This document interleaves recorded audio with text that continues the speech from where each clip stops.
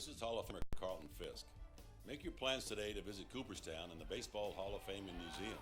There it goes, a long drive. If it stays fair, home run. Reconnect with your memories of the game and make new memories with your family. Check out baseballhall.org today for more information. Carlton Fisk had a lot of little boy in him right there, Joe. The National Baseball Hall of Fame and Museum, preserving history, honoring excellence, and connecting generations. This is Corey Vaughn. Are you looking for fun on the weekend without breaking the bank? My Eye Doctor Backfin Buddies is for you. For just $15, your child will get in for free to every Friday Blue Crabs home game all season long. Plus, kids receive a Backfin Buddies t-shirt, go on the field for the national anthem, and parents will get a reduced ticket rate. What more could you ask for? Come watch me hit a home run every Friday for just $15.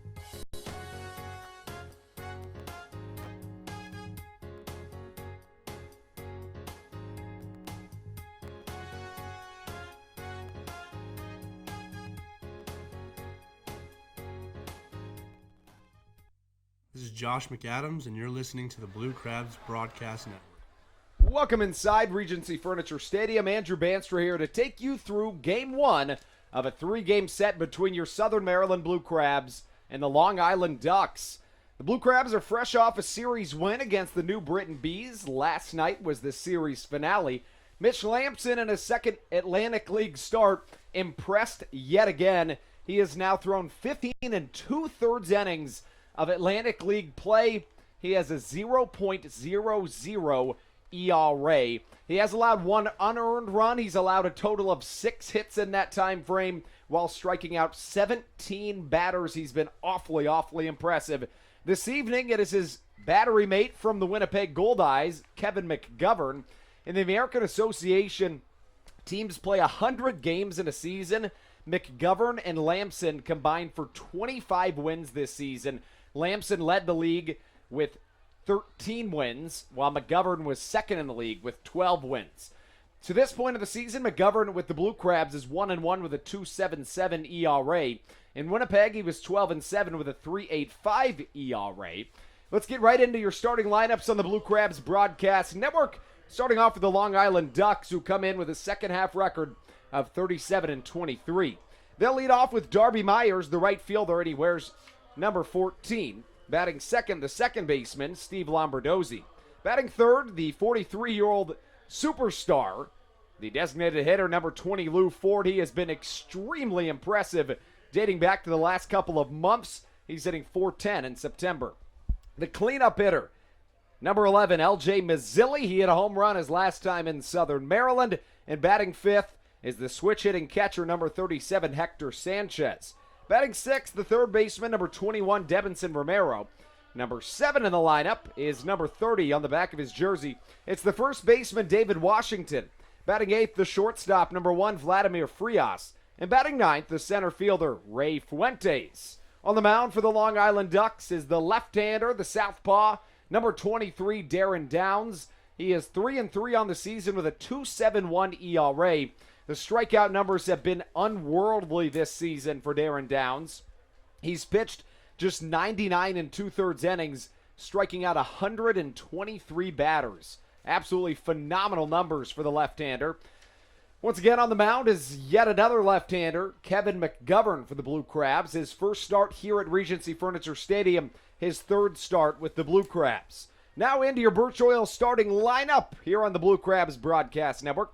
Leading off, the second baseman, number 6, Kent Blackstone.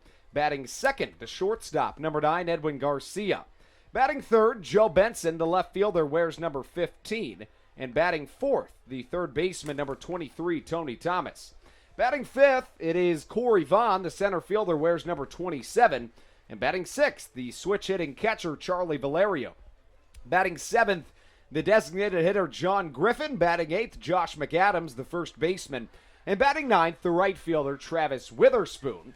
As we've gotten through the starting lineups, let's give you some themes for today's contest for the Blue Crabs. Realistically, for the best hope at a playoff shot, they need to win out and hope the York Revolution hit a devastating skid. As for these Long Island Ducks, they're already well in the playoffs. They won the first half of the Atlantic League Liberty Division, and they're well on their way to winning the second half as well. On the season, they're 80-50. That's a league best. They're 37-23 in this second half. 6 games up in the Liberty Division. They are 2 games removed from what was tied for the longest win streak in Ducks franchise history with 12 wins in a row, as the Blue Crabs have won 2 out of their last 3 after taking a series against the New Britain Bees. It hurt the Bees' playoff hopes, but surely helped the Blue Crabs. The York Revolution seemed to match the Blue Crabs step for step all season long, and that happened yet again in these last 2 days as the Rebs and the Blue Crabs find themselves 6 games apart from each other, with Southern Maryland on the wrong end of that. The Blue Crabs have been awfully good against the Long Island Ducks this season. 8-10 against the Ducks, 4-6 on the road, 4-4 here at home. Southern Maryland desperately needed to win 2 games to stay in the immediate playoff picture last time they were in Long Island, and they won those 2 games after dropping the 2 prior. Southern Maryland starting that series with the Long Island Ducks found themselves as little as 2 games back a couple of days prior. Today, they sit 6 games back. 6.5 was the deepest they were ever back. I beg your pardon, 7 was the deepest they were ever back. And no matter what, we'll look back at this season and see that the York Revolution were the downfall of Southern Maryland's 2019 campaign. The Blue Crabs 4-16 against their Freedom Division rivals. As we continue into a 10-game homestand, it's the longest of the season for the Blue Crabs. Just about 3 weeks ago, the Blue Crabs set on a season-long 10-game road trip that included finishing off with a 4-game set at Long Island. Here we are, the day, September the 13th. It's Friday the 13th here at Regency Furniture Stadium. A packed crowd in front of what should be a great performance by Kevin McGovern. McGovern, once again, second most wins in the American Association this season, trailing just his battery partner, who is Mitch Lamson. He got the win last night. And Daryl Thompson will get the start on Sunday. The middle game will go to Kyle Simon. You got to check out an article on WTOP.com. They wrote a phenomenal story about Daryl Thompson. Speaking of, go to Sports Illustrated's website and see a story about Long Island's Lou Ford. He bats in the 3-hole tonight. He's been awfully good in these last couple of months. The Blue Crabs, if Kevin McGovern can throw a complete game this evening, will find themselves having set a new record in the Atlantic League. At this point, the Blue Crabs' 13 complete games as a pitching staff this season are tied for an Atlantic League record set in 2000 by the now defunct Lehigh Valley Black Diamonds for the most complete games in a season. Daryl Thompson and Kyle Simon lead the way with 4 apiece, and they could do it tonight on the arm of Kevin McGovern. It's going to be a good one. Let's get right into it. We'll be right back on the other end of this break. You're listening to your home for Blue Crabs. It's the Blue Crabs Broadcast Network. The National Baseball Hall of Fame and Museum is a place with thousands of stories to be told. It's a place to relive baseball's greatest moments and share them with future generations. It's a place to experience the game and how it has shaped our history. Cooperstown is a destination with something for the entire family. Our stories to tell, your memories to share. Plan your trip to the National Baseball Hall of Fame and Museum in Cooperstown at baseballhall.org.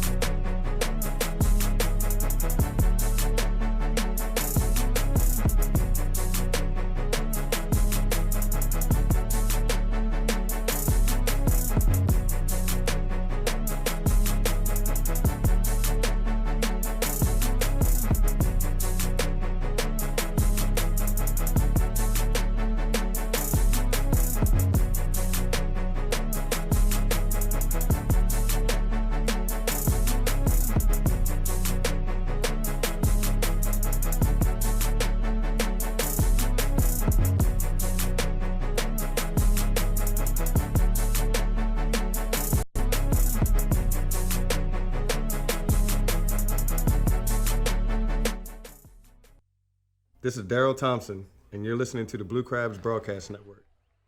Welcome back inside Regency Furniture Stadium. Andrew Banstra here to take you through a series opener between your Southern Maryland Blue Crabs and the Long Island Ducks. Let's run through those starting lineups one more time. Leading off for the Long Island Ducks, it's the right fielder, number 14, Darby Myers. Batting second, the second baseman and a former Blue Crab and a former Washington National, Steve Lombardozzi. Batting third, the MLB veteran, the designated hitter, Lou Ford. And batting fourth, the left fielder, L.J. Mazzilli. Batting fifth, a former San Francisco Giant, the catcher, number 37, Hector Sanchez. And batting sixth, the third baseman, Debinson Romero. A MLB veteran bats seventh as well. It's the first baseman, David Washington. The shortstop, number 1, Vladimir Frias, bats eighth, with the center fielder, Ray Fuentes, batting ninth. On the mound for the Long Island Ducks is the left-hander, number 23, Darren Downs. 3-3 on the season with a 2.71 ERA. Now what you've all been waiting for is your Birch Oil starting lineup, presented as always by Birch Oil. Why don't we get right into it? Leading off, the second baseman, Kent Blackstone. Batting second, the shortstop, number 9, Edwin Garcia. Batting third, the left fielder, it is number 15, Joe Benson. And batting fourth, the third baseman, number 23, Tony Thomas. Batting fifth, the center fielder, it's Corey Vaughn. He wears number 27. Batting sixth, Charlie Valerio. Valerio wears number 8 on the back of the jersey and is the catcher.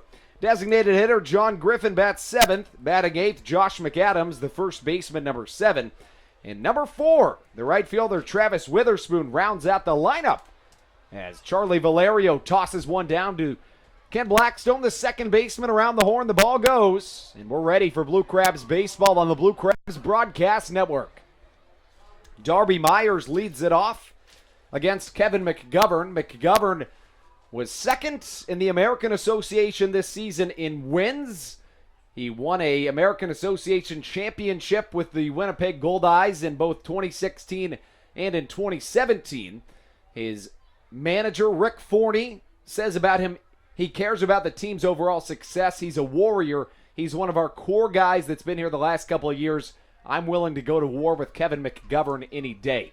McGovern onto the mound, facing off against Darby Myers. First pitch from the left-hander, high and outside. And we are underway here in Waldorf, Maryland. On a little bit of a chilly night, but personally I really enjoy this weather. Darby Myers steps out. He hits .261 on the season. Struggled as a member of the Somerset Patriots, has really exceeded expectations with the Ducks. He hits .278 in Long Island this season, as the arm-dragging left-hander comes through the zone with strike number 1. I say that because McGovern kind of allows his body to come through before his arm does, and his arm just follows the body. That's terrific mechanics, but when you look at it even closer, it's really interesting considering that it's going to be really tough to pick up where that ball is coming from on the left-hander, as this one hits off the foot of the third base umpire. It was foul anyways, and the count finds itself at 0-1. Make that 1-2. Darby Myers back into the box.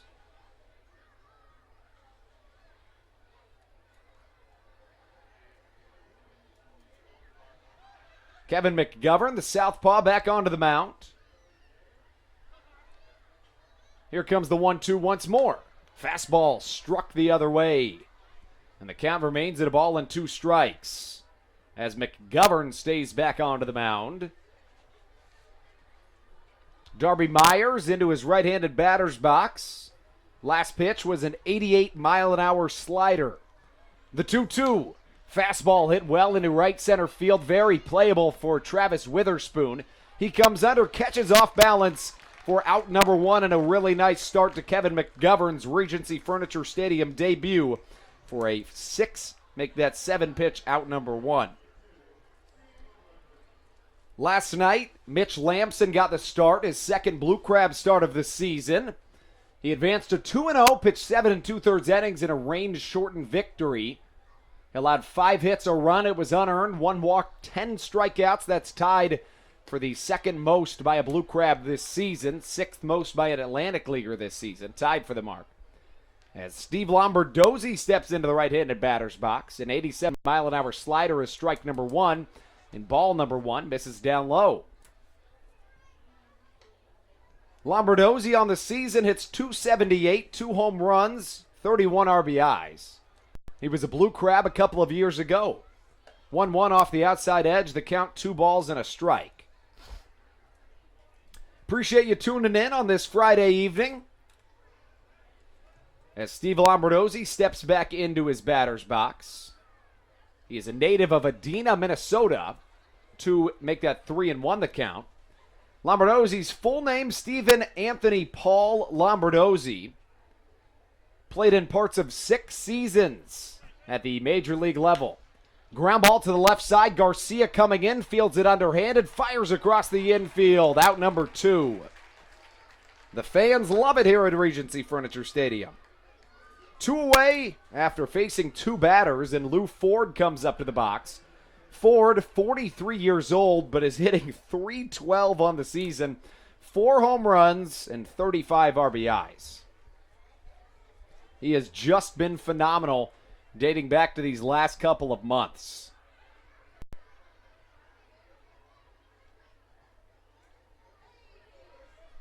First pitch from McGovern. Ford watches it for ball number 1 on the outside corner.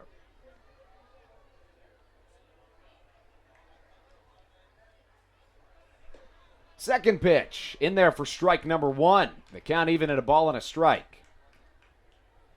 Lou Ford, in his last 28 games played, is hitting .452 with 19 RBIs.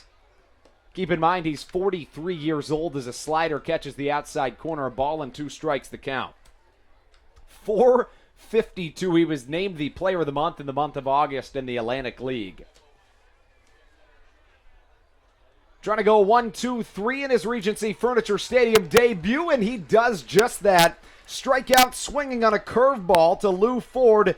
3 up, 3 down for Kevin McGovern in his first half of Regency Furniture Stadium work. We take you into the bottom of the first inning on the Blue Crabs Broadcast Network. Ken Blackstone, Edwin Garcia, Joe Benson on the other end of this break.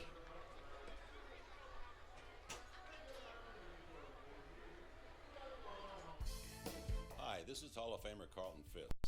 Make your plans today to visit Cooperstown and the Baseball Hall of Fame and Museum. There it goes, a long drive. If it stays fair, home run. Reconnect with your memories of the game and make new memories with your family. Check out baseballhall.org today for more information. Carlton Fisk had a lot of little boy in him right there, Joe. The National Baseball Hall of Fame and Museum, preserving history, honoring excellence, and connecting generations. This is Corey Vaughn. Are you looking for fun on the weekend without breaking the bank? My Eye Doctor Backfin Buddies is for you. For just $15, your child will get in for free to every Friday Blue Crabs home game all season long. Plus, kids receive a Backfin Buddies t-shirt, go on the field for the national anthem, and parents will get a reduced ticket rate. What more could you ask for?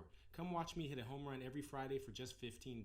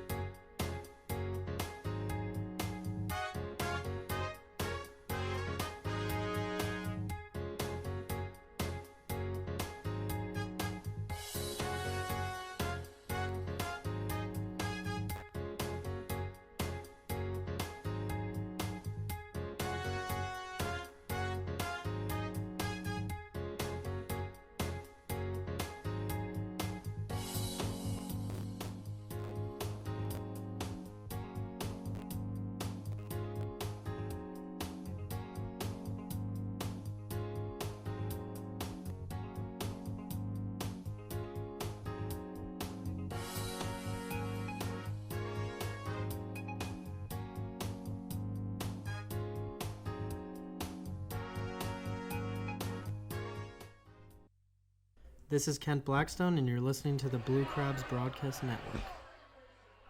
Here comes Kent Blackstone after he introduces himself. We take you into the bottom of the first inning of baseball.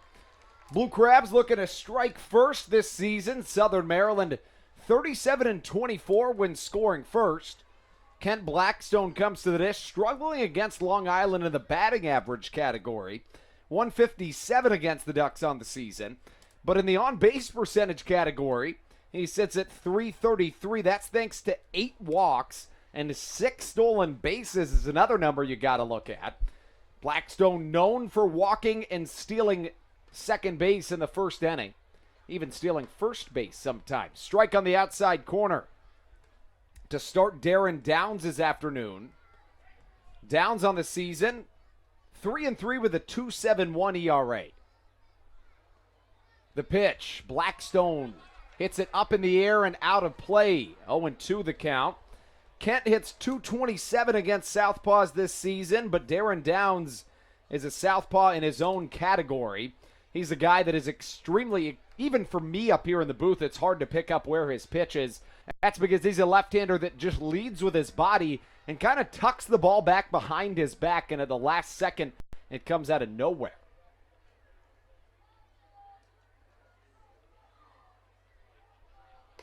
Fastball high and inside and swung on and missed for strike number 3. That's out number 1 of Darren Downs' day. Interestingly, with that out, he has now thrown 100 innings this season in the Atlantic League, striking out 124 batters. The strikeout numbers have been off the charts for the Southpaw. He did leave for just a little bit this season before coming back to play with the Ducks yet again.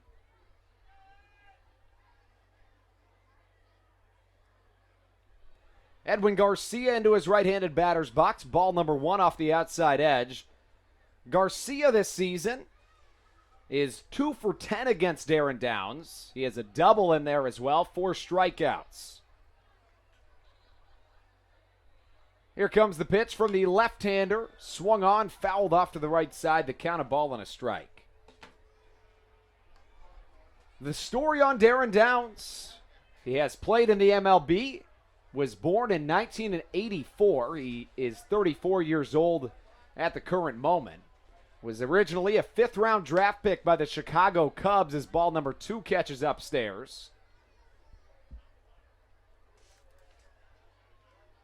Downs played in the MLB from 2012 to 2014. First 2 years with the Detroit Tigers. And his final year with the Houston Astros as Edwin Garcia goes down swinging. Back-to-back strikeouts, both of them swinging for Darren Downs to start off his day. Strikeouts number 124 and 125 of his season. The Ducks this season are giving their pitchers 4.4 runs of run support. Giving Darren Downs that much, I believe. Downs returned to Long Island after having his contract purchased by a team in the Mexican League back on June the 4th. It was the second time his contract was purchased from the Long Island Ducks. In 2016, the Una-President Lions purchased Downs' contract on July 27th.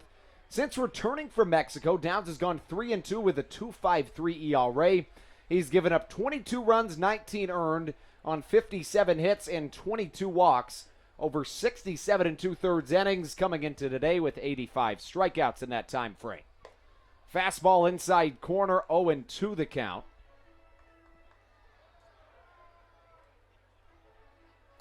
Downs sits right around 90 miles an hour. The 0-1 pitch was a 90.2 mile an hour slider. The 0-2. Fastball inside. How about strikeout number 3 of Darren Downs' inning? He strikes out the side, all of them looking. We're through an inning of scoreless baseball, and we take you into the top of the second. Up for the Ducks when we come back, LJ Mazzilli, Hector Sanchez, and Devinson Romero on the Blue Crabs Broadcast Network.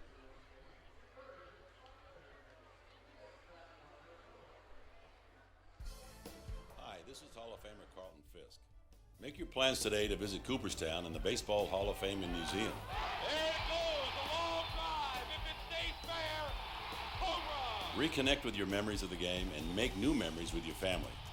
Check out baseballhall.org today for more information. Carlton Fisk had a lot of little boy in him right there, Joe.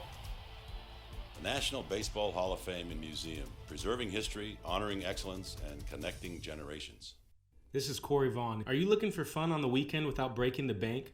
My Eye Doctor Backfin Buddies is for you. For just $15, your child will get in for free to every Friday Blue Crabs home game all season long. Plus, kids receive a Backfin Buddies t-shirt, go on the field for the national anthem, and parents will get a reduced ticket rate. What more could you ask for? Come watch me hit a home run every Friday for just $15.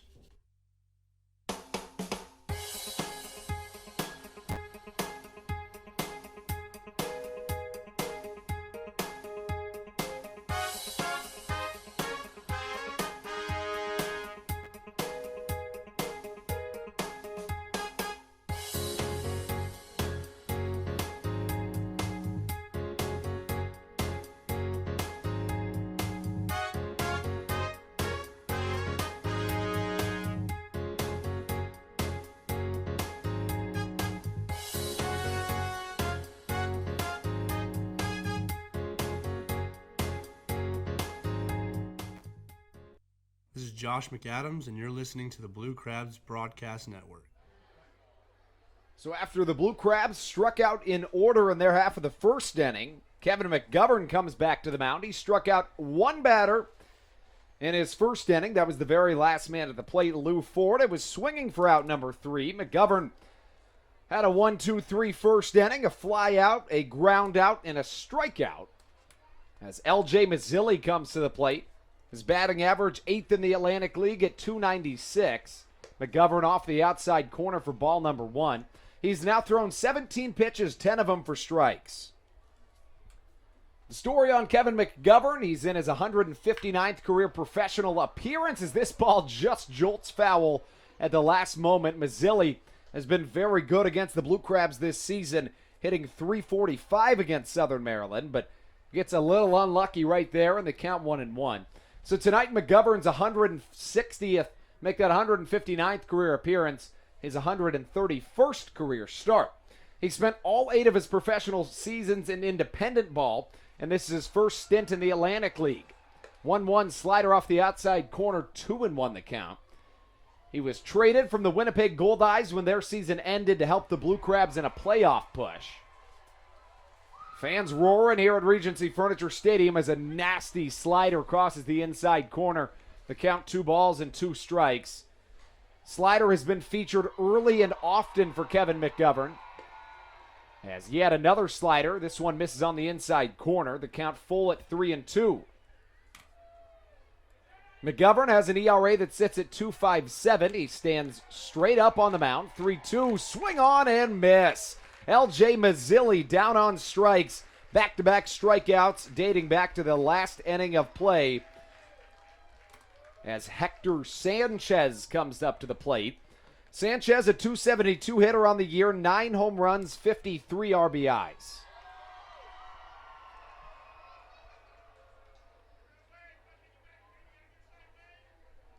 Sanchez, a switch-hitting catcher.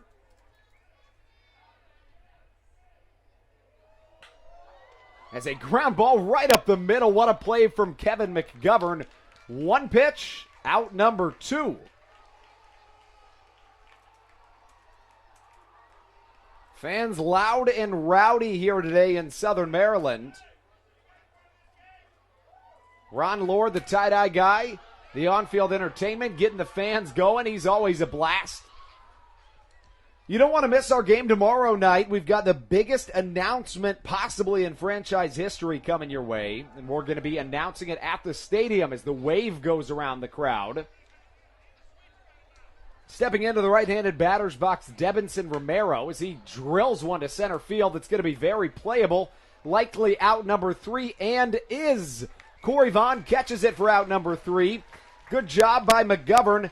He finds himself issuing 2 pitches to get his last 2 outs of this inning. We're through an inning and a half of baseball on the Blue Crabs Broadcast Network. A 0-0 game coming your way after this break. This is Adam Choplik, left-handed pitcher for the Blue Crabs. Every Blue Crabs Wednesday home game is Wind Up Wednesday Ladies Night at Regency Furniture Stadium, presented by Cove Point Winery. At every Wind Up Wednesday Ladies Night, women will get in for just $5 and can order from a long list of fine wines. And watch every baseball game from Southern Maryland at the same time. We look forward to seeing you at the ballpark.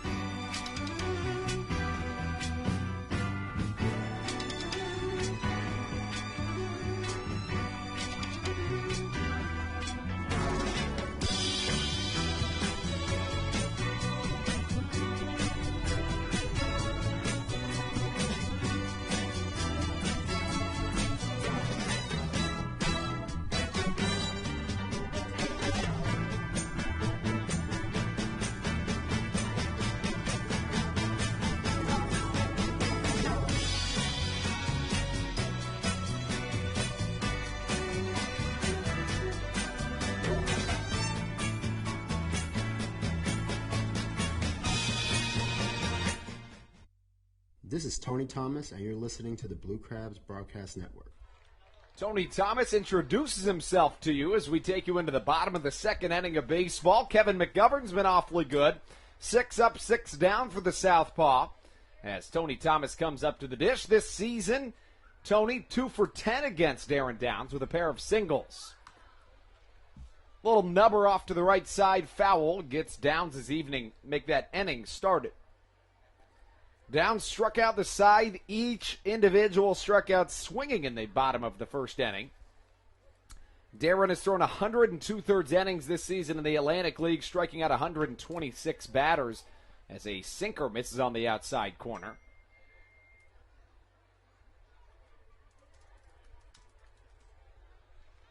Downs back onto the mound this season.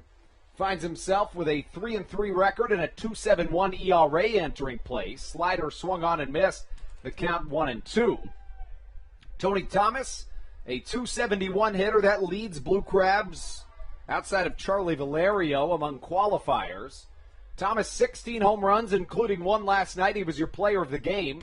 He went 2 for 3. He also had a sac fly with an RBI to his credit. His ball 2 misses way high and outside. Thomas could have stolen first base if that got past the catcher.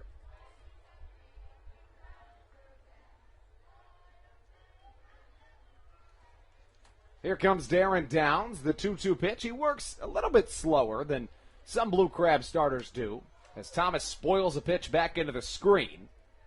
Downs has been hugging 90 miles an hour on his fastballs, sitting around 80 on his curveballs. 2 balls, 2 strikes to number 23, Tony Thomas. Downs sets his foot in. Here comes the pitch. A slider, a swing and a miss. How about that? How about 4 consecutive strikeouts to start out Darren Downs' evening? The Blue Crabs do struggle in the strikeout department on the season. In 130 games, they've struck out an Atlantic League high 1,036 times entering play today. 4 plate appearances for Southern Maryland, 4 strikeouts, all of them swinging, as Corey Vaughn comes into the dish. This season against the Ducks, Vaughn hitting .244, 5 home runs, 7 RBIs. First pitch misses off the outside edge, 1-0 the count. Vaughn hits .261 on the season, and .847 OPS leads the team. He also has a team-leading 21 home runs. Slider spoiled away the count, a ball and a strike. A scoreless game to this point. Downs continues his strikeout category this season. Came into play 3rd in the Atlantic League in strikeouts despite having his contract purchased by a team in the Mexican League earlier this season. Ball 2 upstairs, 2-1 the count. Downs played in the MLB for the Detroit Tigers in 2012 and 2013, all in a relief role. Combined to throw 47 times in those 2 seasons with a 4.34 ERA. His best season ERA-wise was in 18 appearances in his debut season at the age of 27 in 2012. He went 2-1 with a 3.48 ERA, 20 strikeouts, 9 walks, 8 earned runs in that time frame. 2-1 in there for strike number 2. In 2013, he went 0-2 with a 4.84 ERA. Finished 8 games that season, appeared in 29, allowing 4 home runs and 35 1/3 innings. And then in 2014, he switched over to the Houston Astros. The ball misses low and away, the count 3 balls and 2 strikes. In 2014 with the Astros, he went 2-1 with a 5.45 ERA, a career best at the MLB level in terms of games pitched with 45. Combines for 90 2/3 innings pitched at the MLB level, a 4.76 ERA, and a 4-4 win-loss record is wow. Yet again, another strikeout. How about 5 straight strikeouts to start out the night for Darren Downs? He's feeling it. Now, that is going to bring the pitch count a little bit higher than Downs might like, but I don't think he's being too picky about that. Honestly, he's only thrown 22 pitches, so really not that bad. 23 pitches now, 17 strikes. As Charlie Valerio digs into the right-handed batter's box. He fares very well against left-handed pitching this season. Coming into play, hitting .337 against southpaws. Sinker on the outside corner, missing for ball number 1. Valerio leads Blue Crabs qualifiers in batting average with a .274 batting average. 11 home runs, 46 RBIs, including 3 of them last night. He was one of 2 Blue Crabs to have a multi-hit game yesterday. He was 2 for 3 with 3 RBIs. Finally, no strikeout, but a ball well hit into center field over the head and caught by Ray Fuentes after striking out 5 consecutive Blue Crabs. Valerio puts one into play, but it's out number 3. Not a single hit, not a single base runner to this point in the contest. To the third we go, looking for one as Kevin McGovern comes back to the mound. Hey Blue Crabs fans, this is Andrew Bandstra, the voice of the Southern Maryland Blue Crabs, and I want you to come see America's pastime change before your eyes. Did you know that the Atlantic League is partnered with the MLB starting this season to incorporate an electronic strike zone to call balls and strikes at Blue Crabs games? That means a radar tracking technology and an MLB-defined strike zone will determine strikes and balls at Southern Maryland Blue Crabs games this season. Also, batters can steal first base on any pitch that is not caught by the catcher. Baseball is changing before our eyes, and the only place to see it happen is here in the Atlantic League and at a Blue Crabs game. So come check it out at Regency Furniture Stadium. Hey Blue Crabs fans, this is Tommy Thorpe, left-handed pitcher for the Blue Crabs. Did you know that every Thursday night game at Regency Furniture Stadium will feature the brand new food special, Clyburn's Chow Hall? Just for $30, you can enjoy all-you-can-eat food in the Legends Club. Clyburn's Chow Hall will alternate between beer and wings presented by Foster Grill off Waldorf and tacos and margaritas presented by Mexico Restaurant.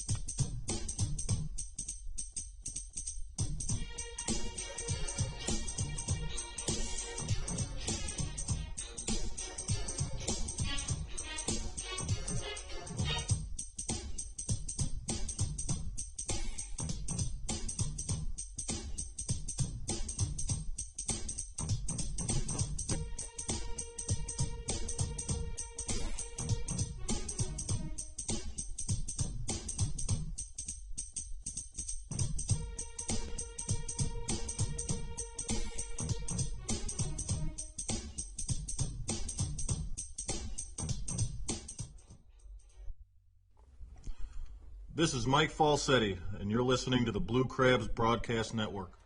Welcome back into Southern Maryland. Andrew Bandstra here to take you into the top of the third inning. No hits to this point. Charlie Valerio, the only Blue Crab to put a ball in play. He sent a tailing and wailing ball to right center field at 97 miles an hour off the bat. It went 342 feet at a 21-degree launch angle, but was caught by the center fielder, Ray Fuentes. As David Washington steps up to the dish, the MLB veteran faces off against a fellow left-hander, and Kevin McGovern's first pitch is across for strike number 1. Washington struggles against southpaws this season, hitting just .163 against his counterparts. 0-1 off the outside corner, but it's in there for strike number 2. McGovern and Downs, a pair of southpaws that have been duking it out today. Neither one of them has allowed a base runner to this point. Slider on the outside corner, strike number 3. McGovern picks up his third strikeout through 2 1/3 innings. In the second inning, McGovern struck out the first batter he faced, then took just 2 pitches to get outs number 2 and 3. McGovern, a career independent ball pitcher, as Vladimir Frias steps into the batter's box. Frias has played professional baseball from 2008 through this season. Began in the San Francisco Giants organization as a fastball misses high and inside. He reached as high as AAA with the Giants. He then moved off to the Boston Red Sox organization before going to the Chicago Cubs, back to the Red Sox, And then to the Arizona Diamondbacks. Ground ball up the middle. A little bit of a bat flip from Frias, and it's a single up the middle. And finally, here in this top of the third inning, the first base runner is reached on a Vladimir Frias single. Here comes the switch-hitting center fielder, Ray Fuentes. He's been red hot in the month of September. He's hitting .438 this month.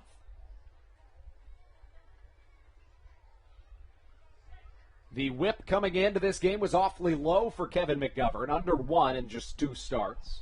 Of course, whip is walks plus hits per innings pitched. Left-on-left matchup. As a ground ball goes to the right side, couldn't get there, could Josh McAdams. And back-to-back singles that put 2 aboard. The 8th and 9th hitters in the Ducks order come up with back-to-back hits. So that flips the order back to the top. Darby Myers on the way to the plate. The Ducks came into this game hitting awfully well as a team in the month of September, batting at .305 as a team in the 9th month of the year. McGovern still very much has the double play ball in order. Good speed on all 3 bases as an interesting lead is taking place from Ray Fuentes, who just stands crouched with his hands on his knees looking off to second base. First pitch to Darby Myers, hit into right field. Travis Witherspoon coming under it. The runner from second is going to try to go to third, and nobody's going to get him in time. That'll put runners on the corners with 2 down as Darby Myers flies out to the right fielder Travis Witherspoon. 2 away here in the top of the third inning. It's a Friday night in Waldorf, Maryland. Best place to be is right here at Regency Furniture Stadium. Second best place to be is right here on the Blue Crabs Broadcast Network. Steve Lombardozzi Jr. comes up to the box. He's a former Blue Crab, a former major leaguer. Played for the Nationals in 126 games in 2012, hitting .273. Played for the Nats from 2011 to 2013, for the Orioles in 2015, make that 2014. Only played for the Nats through 13. In 2015, he played for the Pirates as a slider catches the inside corner. What a pitch for McGovern. The Pirates in 15 did not play in the MLB in 2016. Came back in 2017, played in 2 games, going 0 for 8 with the Miami Marlins. Runners on the corners, 2 away for Kevin McGovern. Fastball outside corner, strike number 2 looking. A rowdy crowd here this evening in Southern Maryland. That last pitch, an 80-mile-an-hour curveball. McGovern with an open stance, leans down onto his front leg looking for a sign from his catcher, Charlie Valerio. A look off to first. McGovern stares down the runner. A long pause. Here comes the pitch. Fastball inside, ball number 1. Left on right matchup. Steve Lombardozzi struggles against southpaws this season, hitting just .194. His first time up, he grounded out to the shortstop Edwin Garcia on a 3-1 McGovern pitch. Here comes Kevin. He slips a little bit on his delivery, and the ball misses downstairs for ball number 2. 2-2 the count. McGovern has thrown 35 pitches, 23 of them for strikes. Number 2, Steve Lombardozzi digs back into his box. Was originally a 19th round draft pick in 2008 by the the Washington Nationals out of St. Petersburg College. 2-2, fastball high and away. See you later. Strike out swinging. It's the 4th K of the game for McGovern, and it comes in a crucial point of the contest. Now the Blue Crabs have to crack the code that has been Darren Downs. They'll send up 7, 8, 9, John Griffin, Josh McAdams, and Travis Witherspoon when we come back on the Blue Crabs Broadcast Network. Hey Blue Crabs fans, are you looking to watch a game from one of our luxury suites with 25 of your closest friends? How about the high-end Legends Club in left field? Call 301-638-9788 and ask to speak to a sales representative about your party and group outing.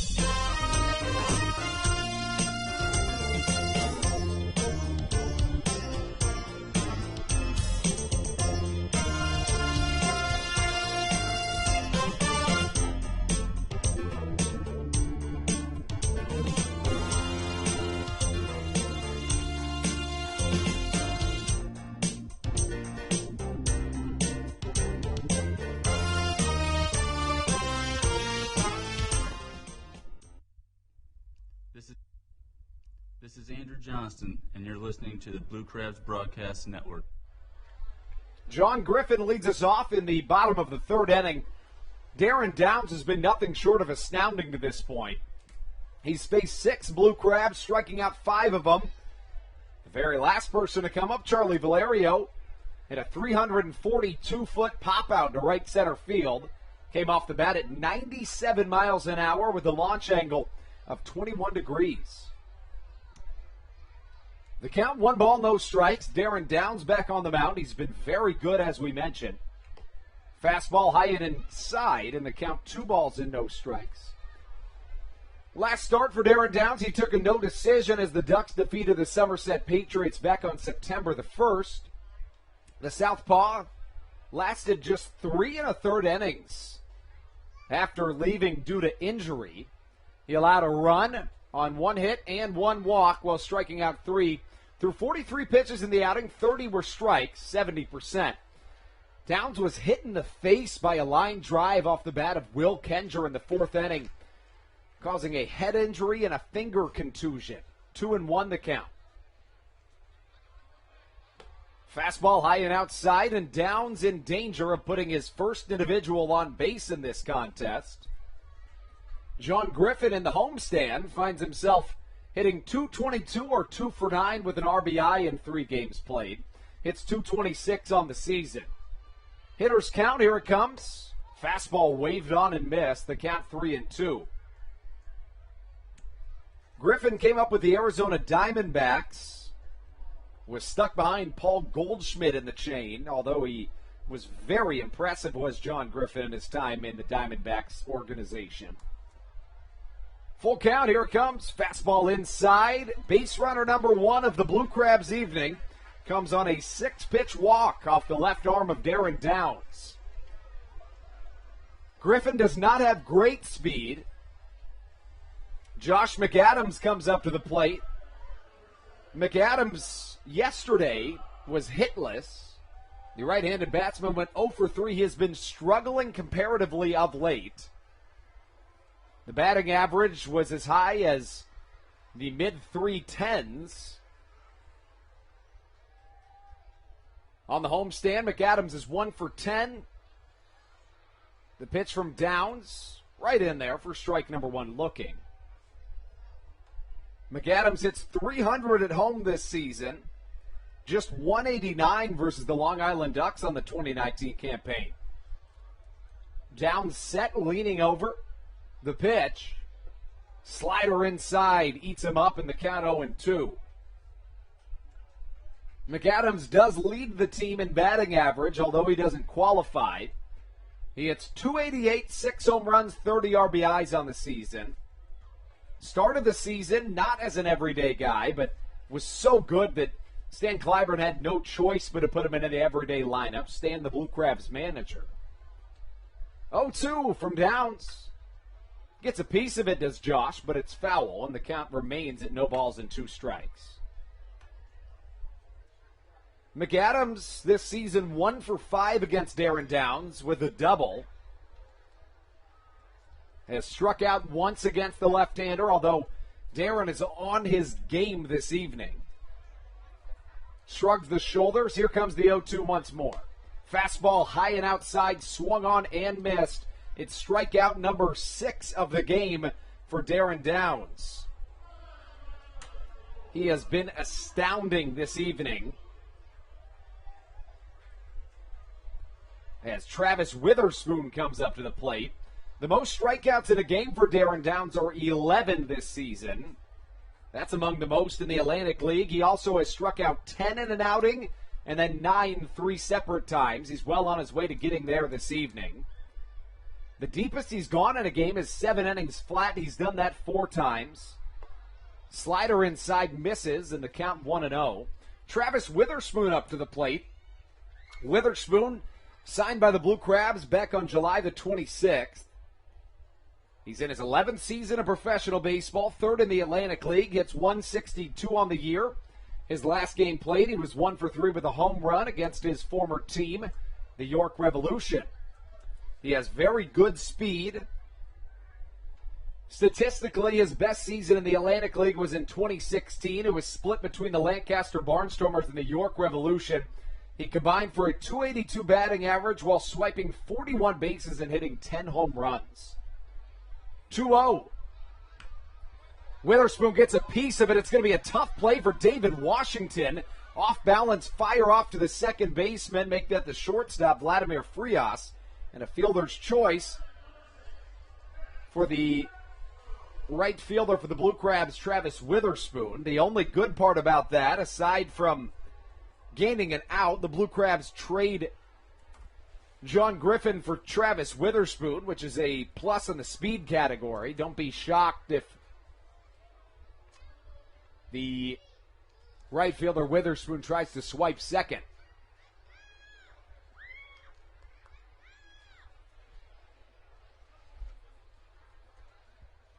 Little dink throw off to first. Not in time. Left-handers are really at a disadvantage in the Atlantic League with the MLB rule changes stating that you must step off the rubber to pick off. There's no traditional lefty move. Witherspoon goes on the first pitch. Blackstone takes. Throw down to second. Off the mark. And Witherspoon swipes second base. The Blue Crabs have been much more aggressive in the stolen base category in the second half. In 71st half games, the Blue Crabs stole just 25 bases. In the Blue Crabs' 61 second half games, they've swiped 61 bases. 1-0 the count. Witherspoon a healthy lead off of second. Blackstone swings through a strike, and the count 1-1. Blackstone 0 for 1 with a strikeout, swinging to lead off the game for the Blue Crabs offensively. That last pitch, 89 miles an hour. That was the second stolen base of the season for Travis Witherspoon. I think the catcher, Hector Sanchez, had him if the throw would have been on line, as strike number 2 crosses looking. A little bit of a pull shift in the infield to Kent Blackstone. Blackstone sprays the ball all around the field, though. The third baseman, Debinson Romero, hugging the line, but the shortstop, Vladimir Frias, holding on the runner. 1-2. Did he go? Check down. No, he didn't, says our third base umpire, and the count 2-2. Blackstone this season 0 for 4 with 3 strikeouts against Darren Downs. He has walked once, and he stole 2 bases against him. 2 for 3 on stolen bases against Downs. That's out of Travis Witherspoon a moment ago. He's the only Blue Crab to even attempt to steal a base against Darren Downs this season. 2-2. Chopper to the left side. Frias comes on, gobbles on a couple of hops. Off balance, one-legged throw in time. And a 6-3 putout gets us through a third of a ball game in Waldorf, Maryland. Andrew Banstra here to take you through the ride. Game 4 of a 10-game homestand on the Blue Crabs Broadcast Network. Hey Blue Crabs fans, this is Andrew Banstra, the voice of the Blue Crabs, and I have some exciting news for you. Did you know that the Blue Crabs Atlantic League has partnered with the MLB? This groundbreaking partnership includes rule changes that foreshadow the future of America's pastime as we know it. The MLB wants to create more offense and cut down on the time of games, and the rule changes to achieve this include banning mound visits, requiring each pitcher that enters the game to face at least 3 batters, and shortening time in between innings, and much more. Come be the first to see the future of baseball at Regency Furniture Stadium.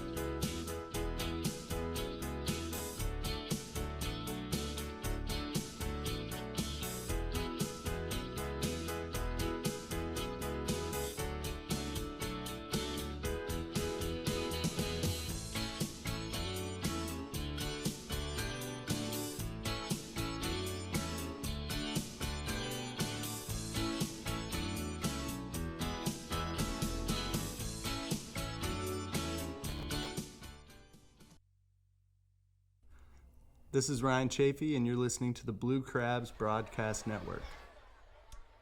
Here comes Lou Ford. Ford on the evening, 0 for 1 with a strikeout swinging. He's one of 4 victims of Kevin McGovern's in the strikeout category. McGovern entering his 4th inning of work. Has thrown 36 pitches, 2/3 of them for strikes. Fastball off the outside edge, misses for ball number 1. Entering the Blue Crabs and the Ducks' most recent meeting here in Waldorf, Lou Ford was hitting just .209. A little bit over a month later, he enters play at .312 in the batting average department. Does not qualify statistically, but if he did, he'd rank 4th in the league in batting average after hitting in the low 200s a month and some change ago. 1-1. Slider high and away, 2-1 the count. Ford in his 10th season with the Ducks, his 6th as a player coach, longest tenured player on the Ducks roster. 2-1.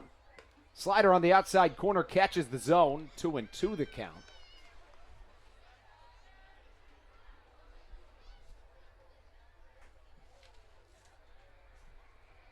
Two hits allowed by Kevin McGovern as down on strikes swinging is Lou Ford. 5 of them for Kevin McGovern. He's been on the mark this evening.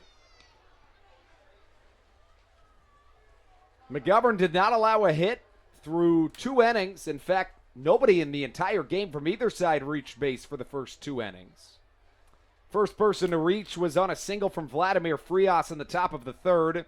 Ray Fuentes followed with a single as well. A pop out, got another runner over. But Southern Maryland's Kevin McGovern shut him down, 1-0 the count. The Blue Crabs 6 games back, and they don't have the tiebreaker against the York Revolution. 10 games to go, so realistically, Southern Maryland needs to win out, go 10-0, and hope that the Revs go either 1-9 or 2-8. The Revs currently leading the Lancaster Barnstormers 6-0 in the top of the 1st. 3-0 the count. McGovern has not walked anybody this evening. In each of his first 2 starts in Southern Maryland, he's had just as many strikeouts as walks. 3-0. Fastball in there for strike number 1.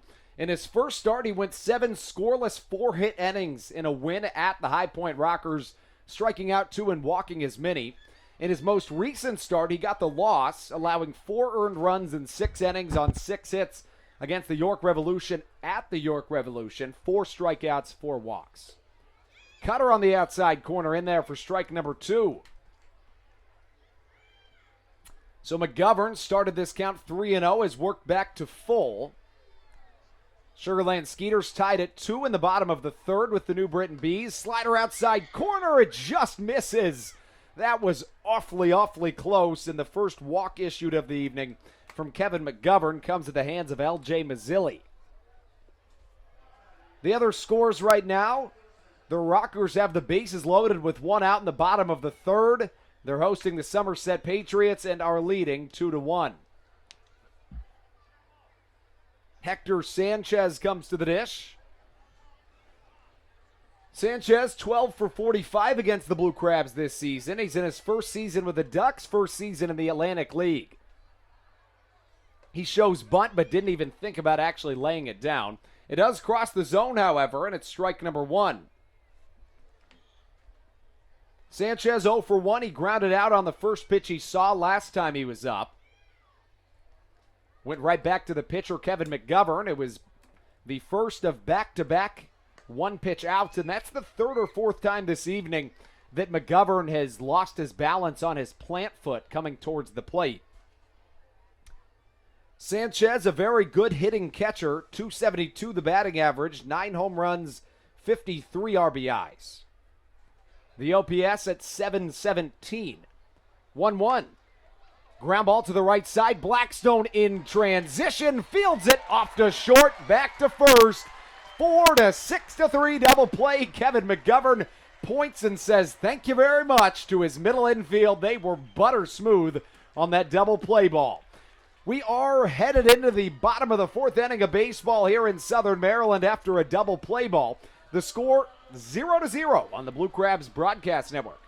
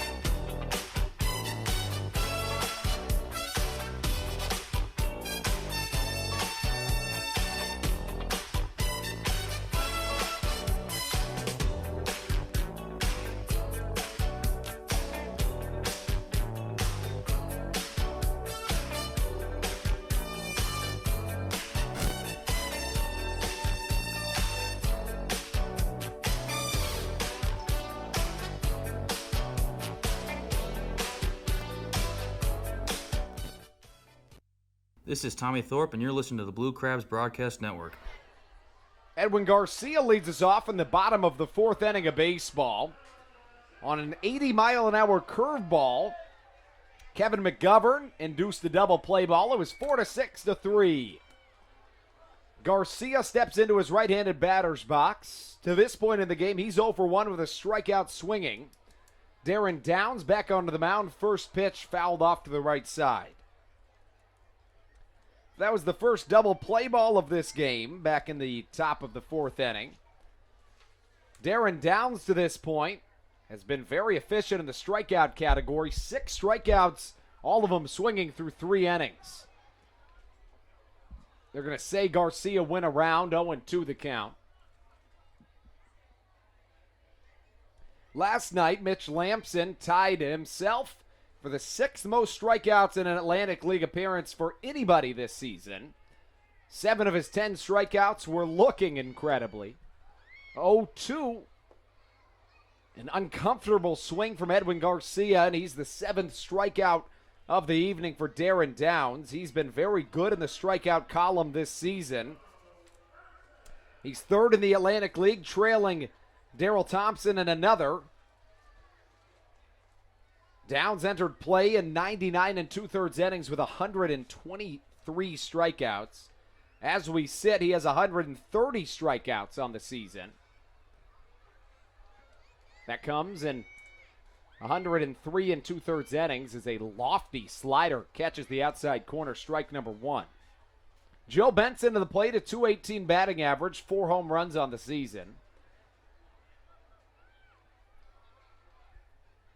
That last pitch was just 67 miles an hour, follows it up with a much faster pitch that misses down low 1-1. That looked to be, from what I've seen, to be the slowest pitch of the evening. After a 67-mile-an-hour curveball, he came back with an 83-mile-an-hour fastball. It's a 16-mile-an-hour difference. A ball and a strike to count. Joe Benson to the plate. He gets a piece of one, but fouls it off to the left side. The count 1-2. Both Joe Benson and Tony Thomas wear a neon arm sleeve on their right arm, as they have for about a week now. They're the 3-4 in this batting order. Benson touches the bill of his cap a couple of times. The count, a ball and 2 strikes. The Blue Crabs hitless to this point, have struck out 7 times. 1-2. Fastball misses upstairs. The count, 2 balls, 2 strikes. Benson 0 for 1 today. He was a strikeout victim. Downs struck out each of the first 5 batters he faced tonight. The Blue Crabs 8-10 against the Ducks this season. They are 9-13 on Fridays this season, if that means anything to you. 2-2 misses inside the count, 3 balls, 2 strikes.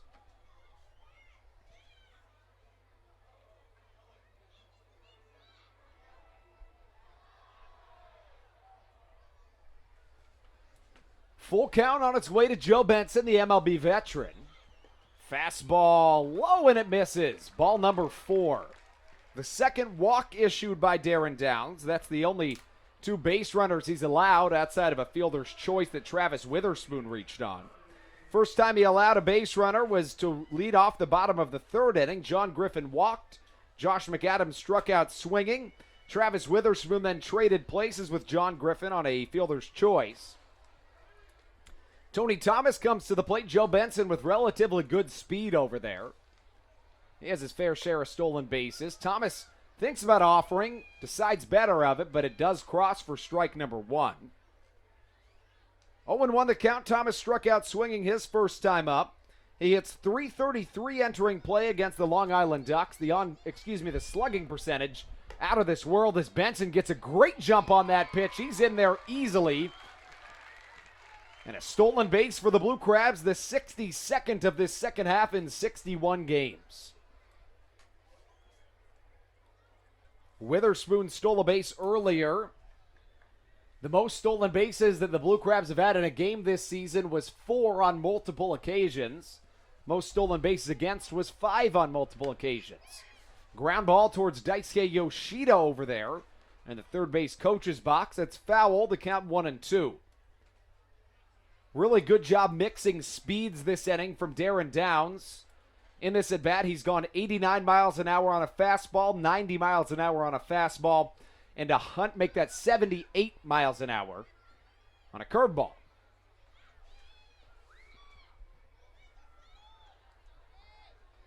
1-2 the count. Tony Thomas at the dish. Slider on the inside corner. Strikeout number 8 of the evening for Darren Downs. Actually, yes, strikeout number 8. The ERA for Downs, right around 2.6 right now. It entered play at 2.73. Corey Vaughn takes a couple of check swings. 2 away and a runner in scoring position. Vaughn's very good with runners in scoring position this season. He hits .321. That's a team best with runners in scoring position. 22 RBIs and a .437 on base percentage. Vaughn this season has a .1078 OPS with runners in scoring position. With runners in scoring in position and 2 outs, he hits .263 with a .983 on base plus slugging percentage. The slugging percentage with runners in scoring position and 2 outs is .605. Jammed up on a fastball and he fouls it away. 0-2 the count.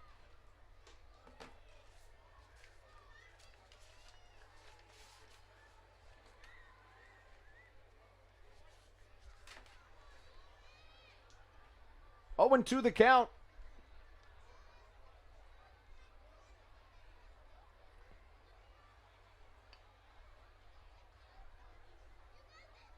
Fastball way high and tight. The count 1-2. Darren Downs spent 3 seasons in the major leagues, including 2 with the Detroit Tigers, 1 with the Houston Astros. He combined to make 92 relief appearances over those 3 seasons. Began his MLB career with 4 consecutive scoreless appearances over 5 1/3 innings. Fastball gets away from the catcher. Vaughn very well could reach first base. Throw down is in time as Benson rounds third, but it's all for naught.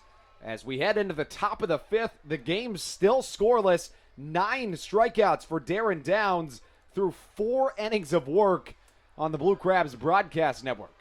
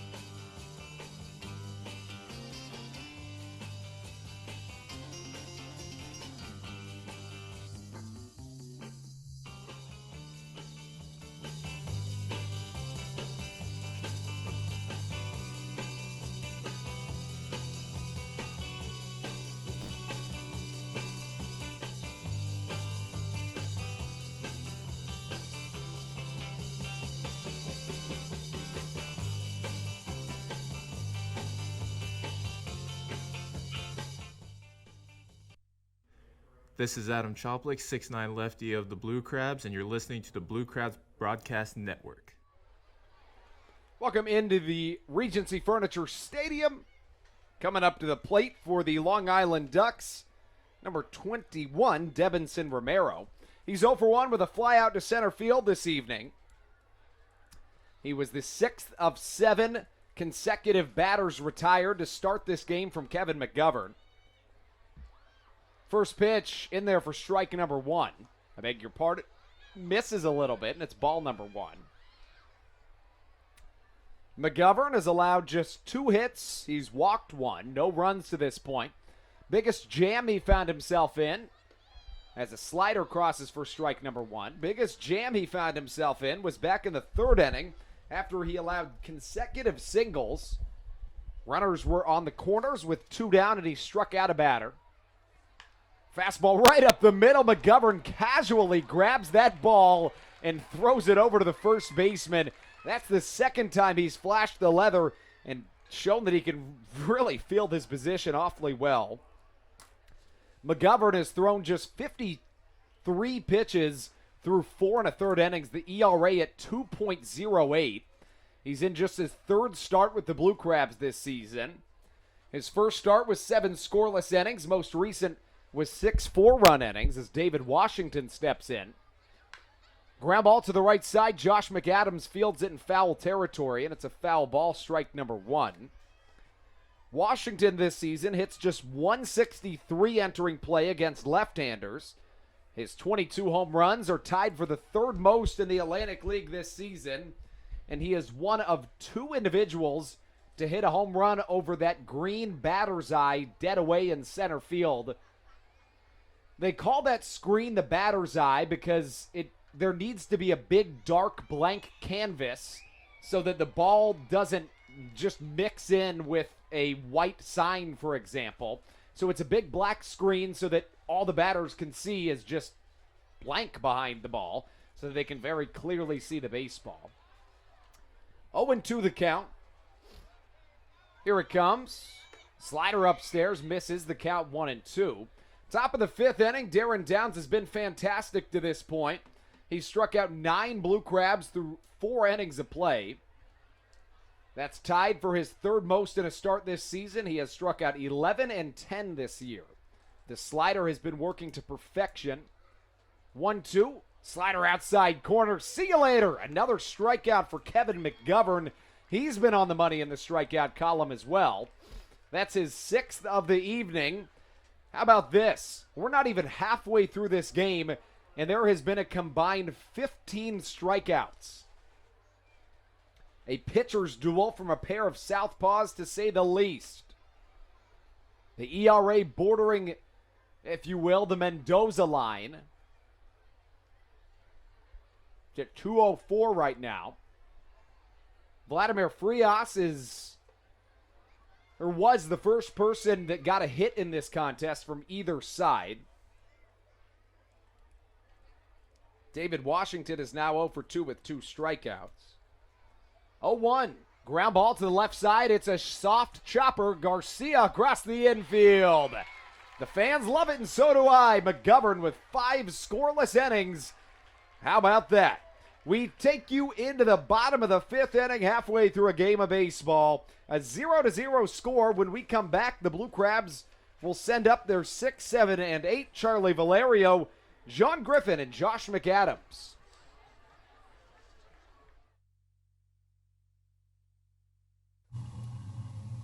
Hey, Blue Crabs fans, are you looking to watch a game from one of our luxury suites?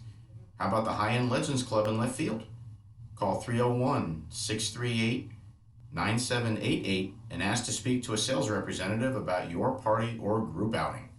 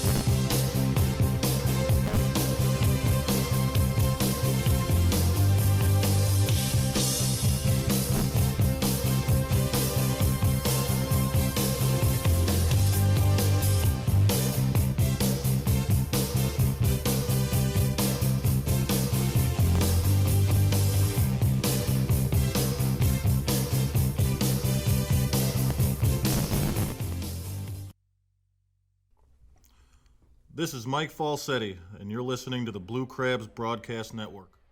Charlie Valerio leads us off here in this bottom of the 5th inning of baseball. Entering the second half of a game, he takes the first pitch he sees. And the count 0-1. Darren Downs has struck out 9 batters through his first 4 innings. As a swing and a miss makes strike number 2. The Atlantic League record this season in a game is 13 strikeouts. As Charlie Valerio digs back into his right-handed batter's box. A switch hitter that fares very well against southpaws. 0-2.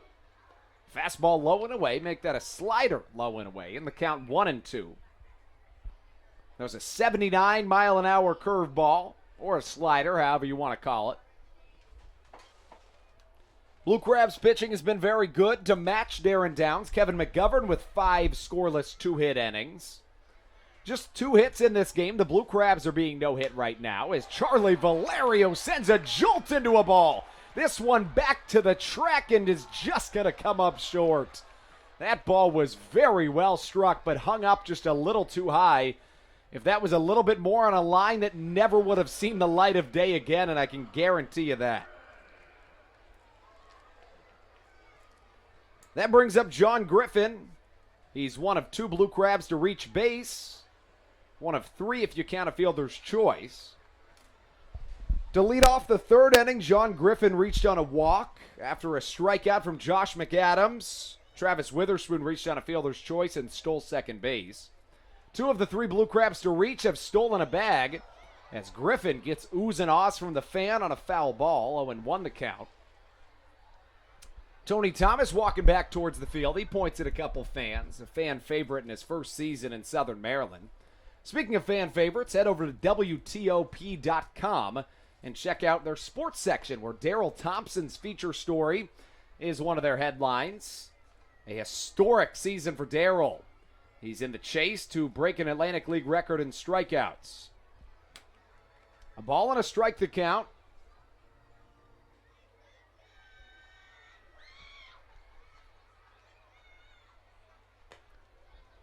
Off-speed pitch off the outside corner. 2 balls and a strike. A packed house here at Southern Maryland as John Griffin comes back up to the plate. Blue Crabs 8-10 against the Long Island Ducks this season. John Griffin against the Long Island Ducks entering play today was hitting .200 with a home run and 7 RBIs as he swings and misses. The count 2-2. Griffin in his 12th game played against these Ducks this season. From August the 28th through September the 2nd, Griffin had 10 RBIs, 2 home runs, and 7 hits.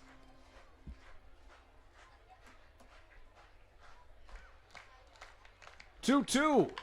Chopper up the middle, gets over the head of Downs, but right there is the second baseman, Steve Lombardozzi, and he fires to first for out number 2. Quick one here in Southern Maryland. First pitch was at 6:40. We're an hour and 13 minutes into this game and well over the halfway point.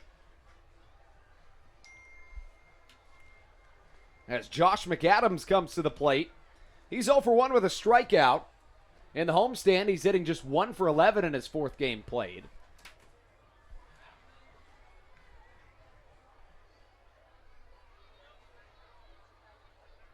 The Blue Crabs hitless through 4 2/3 innings as McAdams takes off the outside corner. Darren Downs has thrown 69 pitches, 44 of them for strikes. Through 4 2/3 innings, he has not allowed a hit. He has struck out 9 batters in a vintage performance for the MLB veteran. Fastball misses down low. The count 2 balls, no strikes.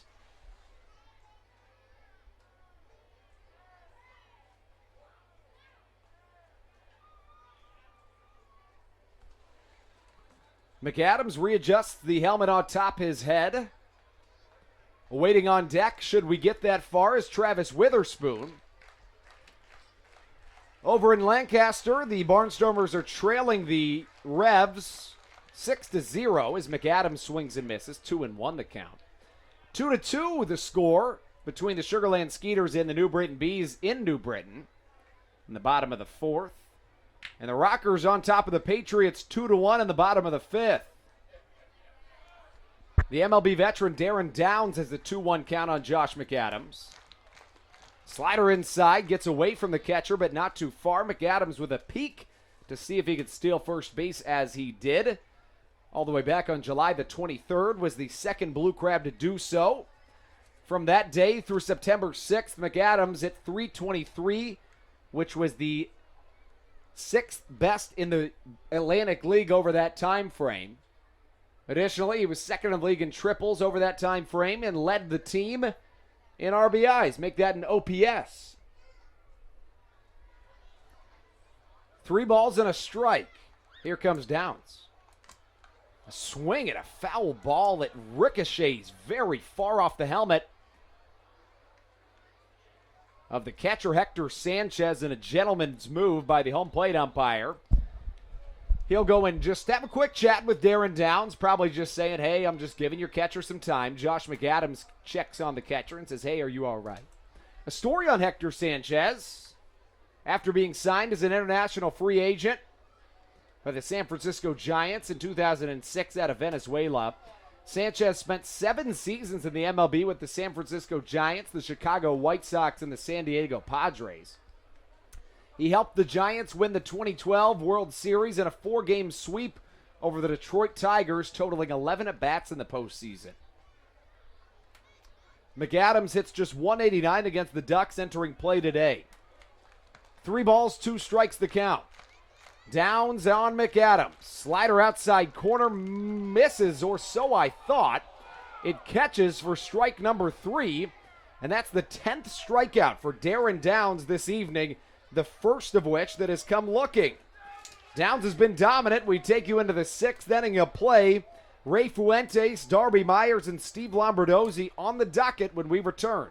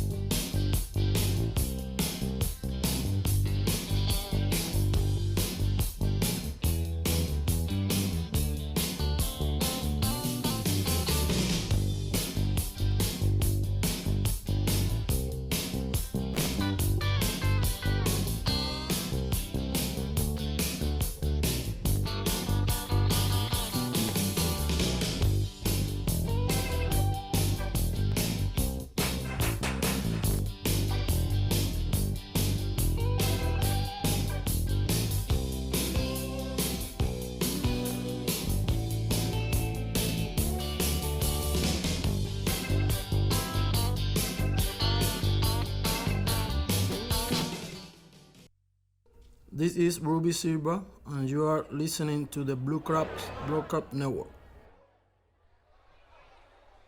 To the top of the 6th we go. Regency Furniture Stadium, the site of tonight's contest. Series opener in a 3-game set between your Blue Crabs and the Long Island Ducks. As Ray Fuentes, an MLB veteran, comes up to the plate.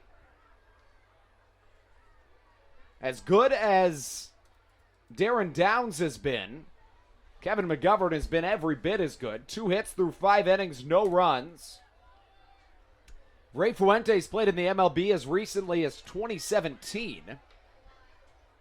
He is Carlos Beltran's cousin. Played 64 games in the MLB with the Arizona Diamondbacks back in 2017 as strike number 1 crosses. He hit .235 in those 64 games. Made his MLB debut in 2013 with the San Diego Padres. Playing in 23 games, hitting .152. Incredibly, he hit .315, make that .317 in 13 games, 44 plate appearances for the Kansas City Royals. 2016. High fly ball to the right side. Travis Witherspoon ranging to his left, coming under it. Calling, catching, out number 1. Fuentes held one of 2 hits allowed by Kevin McGovern to this point. In fact, only 2 hits have been allowed in this game in its entirety. It has been nothing short of a defensive and pitcher's battle.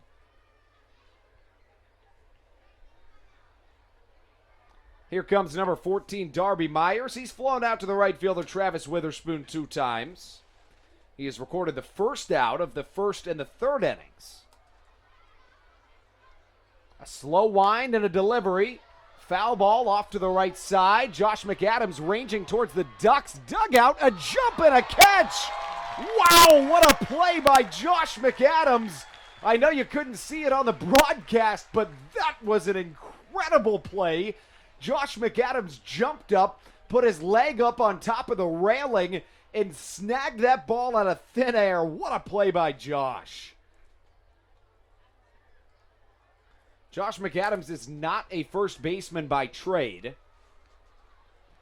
And he's not really that scared of running into walls. He flipped over the stadium wall in foul territory, chasing after a foul ball in 2014 while playing for the Lake County Captains. Fastball off the outside edge. Ball number 1 to the 2-hole hitter, Steve Lombardozzi. He's 0 for 2 tonight with a ground out to the shortstop, Edwin Garcia. And a strikeout. Line drive right past the glove of Garcia. And that's the 3rd Ducks hit of this contest. The 3rd hit overall of the contest as well. That makes way for Lou Ford. Ford 0 for 2 tonight. A pair of strikeouts entering play today. Dating back to July the 28th, he is hitting .452 since. He's 43 years old, mind you. He was featured in Sports Illustrated today for his incredible feats that he's been nabbing as he straps the batting gloves. McGovern's ERA under 2 as we speak. Sits at 1.93. The only runs he's allowed were 4 runs in his last start against the York Revolution. Here in his 3rd Atlantic League start.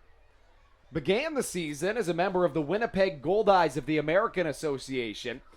His 12 wins were 2nd most in the American Association, trailing only his Goldeyes teammate, Mitch Lamson, who is also on the Blue Crabs right now.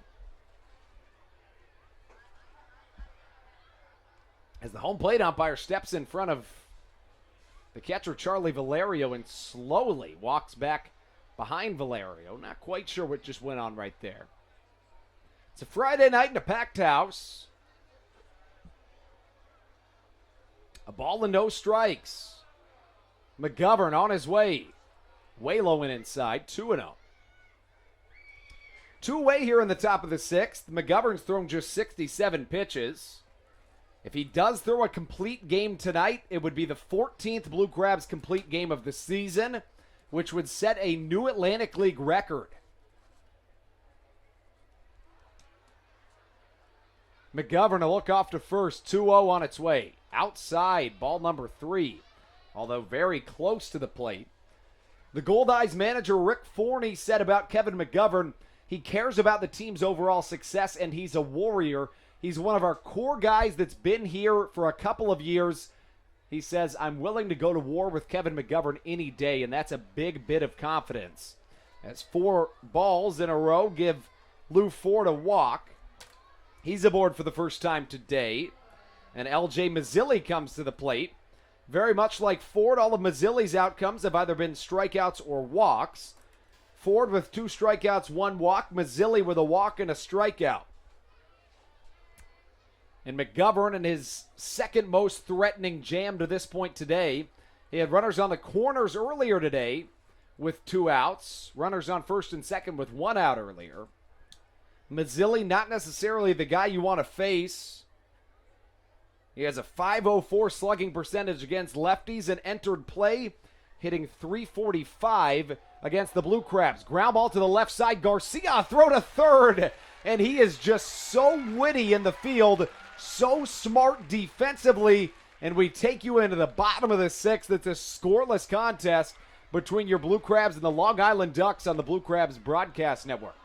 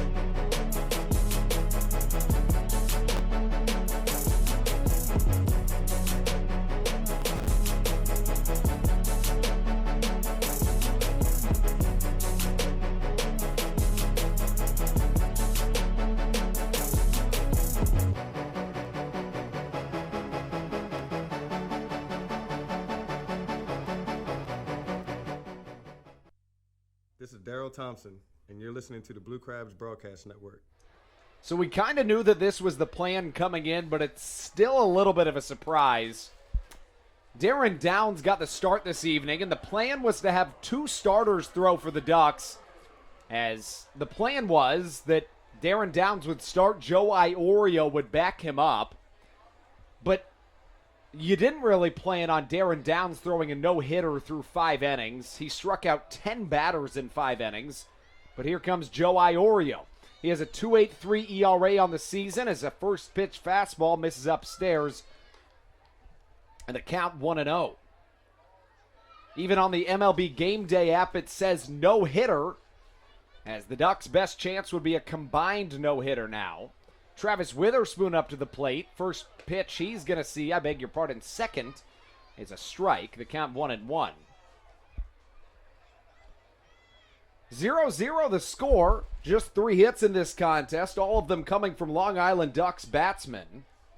9-1-2 due up in this inning for the Blue Crabs. Witherspoon, Blackstone, and Garcia. 2-1 the count.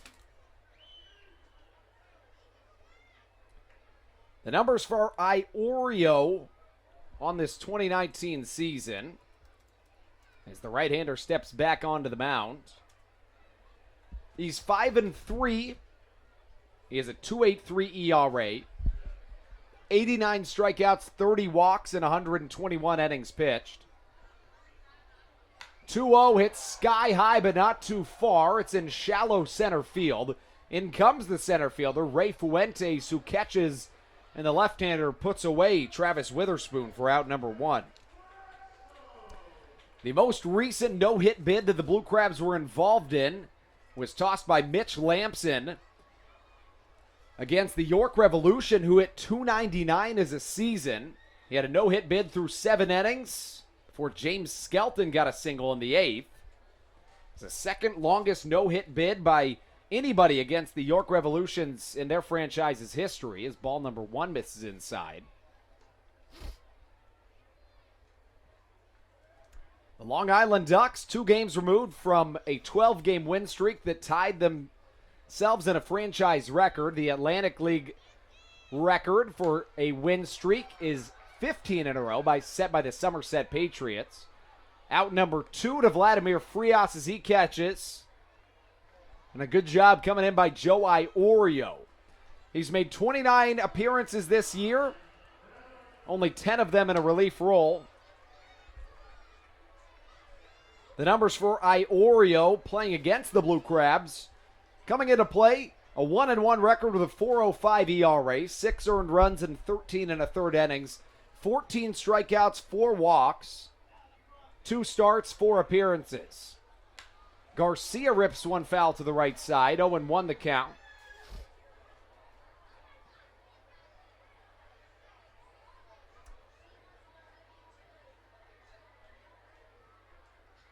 This season, Garcia is 2 for 6 with an RBI against Joe Iorio. No balls, a strike. Fastball hit the other way, and that's the first hit of the ball game.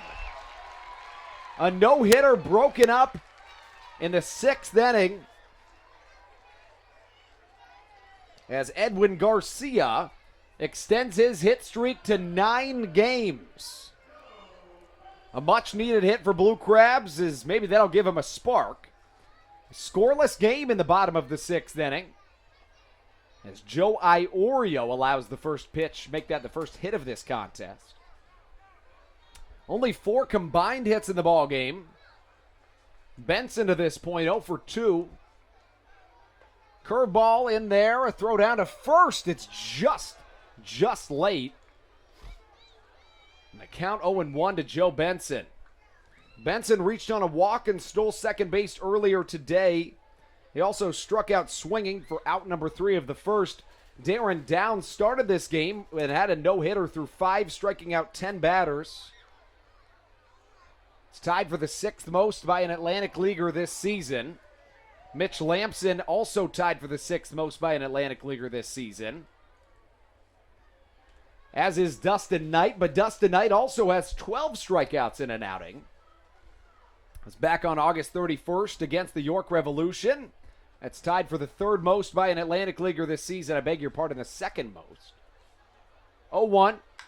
Well struck to the left side. This ball going back to the track, and caught as the left fielder L.J. Mazzilli bangs into the outdoor creation sign deep in left center field, and we end the middle third of a game with a bang as an F7 puts us away.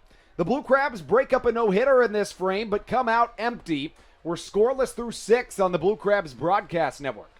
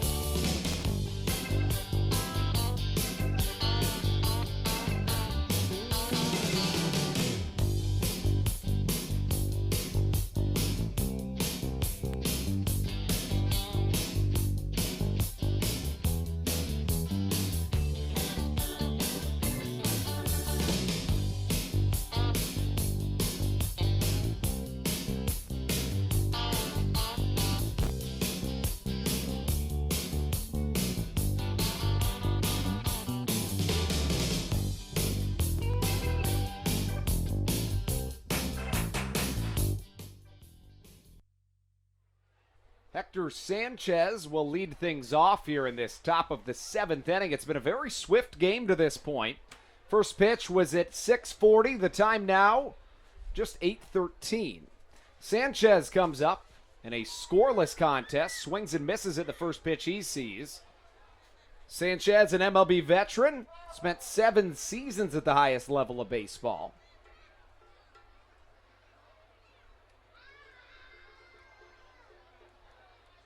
Shortest time this season for the Ducks in a game was 2 hours and 11 minutes. Shortest time in a home game was 2 hours and 13 minutes, both of them coming against the Ducks. But interestingly, their longest game, both of them coming against the Blue Crabs, but their longest game was also against the Blue Crabs. Southern Maryland's shortest game this season is not those contests. The shortest game for the Blue Crabs this season was an hour and 59 minutes at the Lancaster Barnstormers.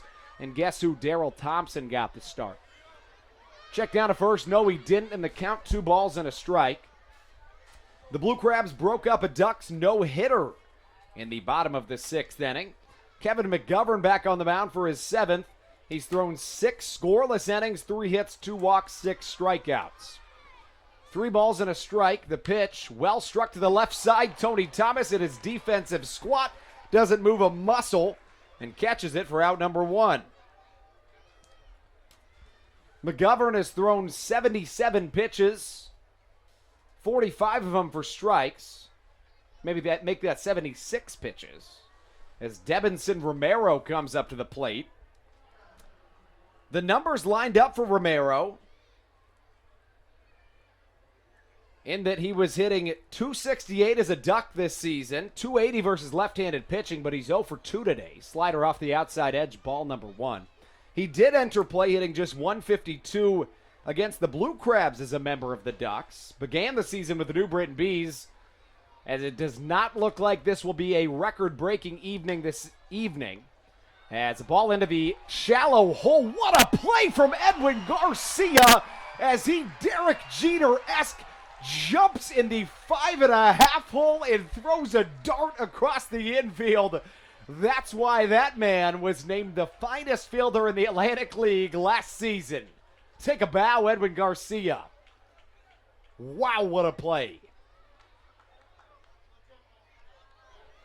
That is Derek Jeter in the flesh. I can't believe my eyes. Edwin Garcia.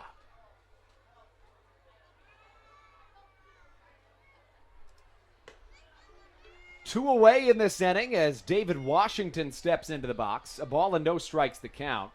I was talking about it before, but what I was saying was that the Blue Crabs have 13 complete games as a pitching staff this season. That is one shy of setting a new record as this one is smoked to the left side. That could easily get out of here. Joe Benson back up against the track and catches it for out number 3. I thought that ball was gone, but it was not. A quick game here on the Blue Crabs Broadcast Network. Sweet Caroline time. This is Kent Blackstone, infielder for the Blue Crabs. Here at Regency Furniture Stadium, we've dedicated every Friday home game to remember everybody deployed. On Red Fridays, presented by Fairway Independent Mortgage Corporation, the Blue Crabs will wear red uniforms to honor those who have served, plus tickets are just $5 when you show your military ID. Come help us celebrate those who have served our country at Regency Furniture Stadium every Friday night.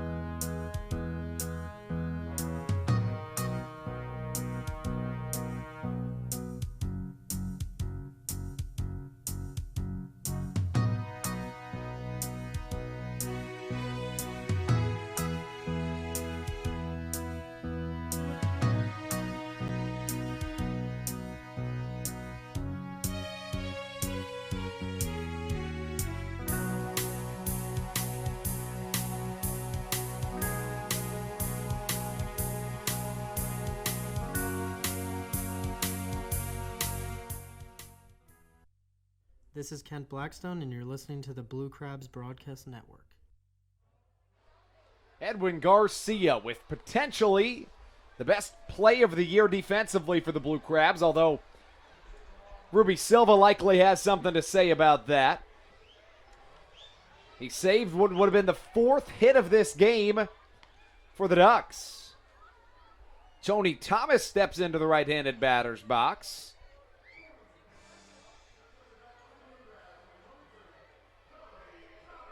Thomas to this point on the ball game, 0 for 2.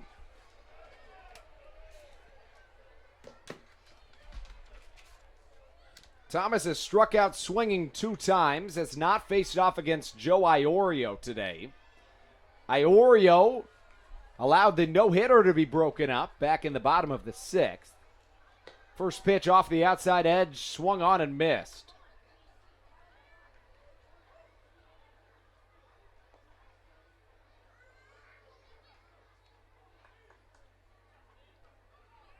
As Tony Thomas, the Florida State Seminole alumni, steps into the batter's box. Thomas fouls another one away, the count 0-2. Tony was our player of the game yesterday. He has been fantastic, dating back to his last time, 2 times ago when the Blue Crabs went to the Ducks, the very end of the first half of the season.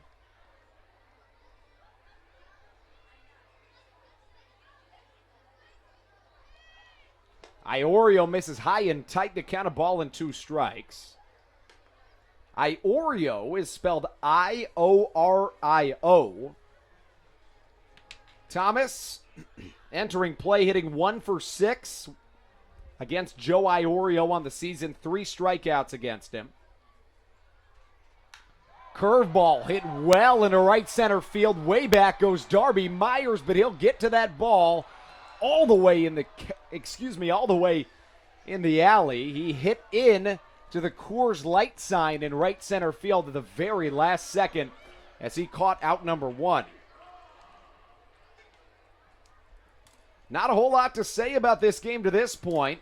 It's been very quiet offensively. The Blue Crabs didn't get their first hit in this contest until the 6th inning of play as Adam Choplik continues to throw in the Crabs bullpen. He'll likely come in for the 8th inning. Fastball off the outside edge. Corey Vaughn taking. He's 0 for 2 this evening. Last pitch was 92 miles an hour off the right hand of Iorio. Iorio in his first season with the Ducks, first season in the Atlantic League. 1-0. Well struck to the left side, and a nice diving play by Vladimir Frias as he catches out number 2.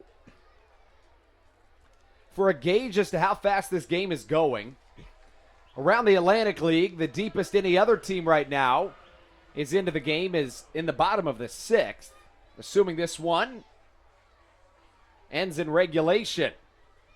That last ball hit by Tony Thomas went 379 feet, was hit at a 34-degree launch angle, and left his bat at 102 miles an hour. Those numbers courtesy of our scorekeeper, Kevin Collins, the best in the business. Charlie Valerio takes ball number 2 off the outside edge.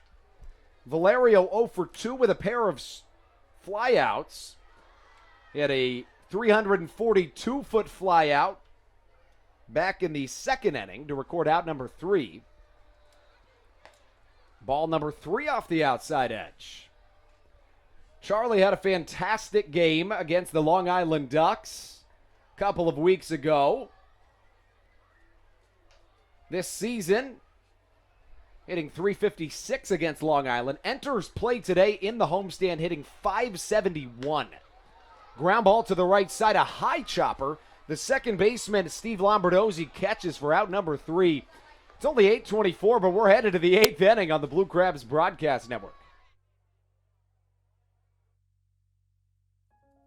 The National Baseball Hall of Fame and Museum is a place with thousands of stories to be told. It's a place to relive baseball's greatest moments and share them with future generations. It's a place to experience the game and how it has shaped our history. Cooperstown is a destination with something for the entire family. Our stories to tell, your memories to share. Plan your trip to the National Baseball Hall of Fame and Museum in Cooperstown at baseballhall.org.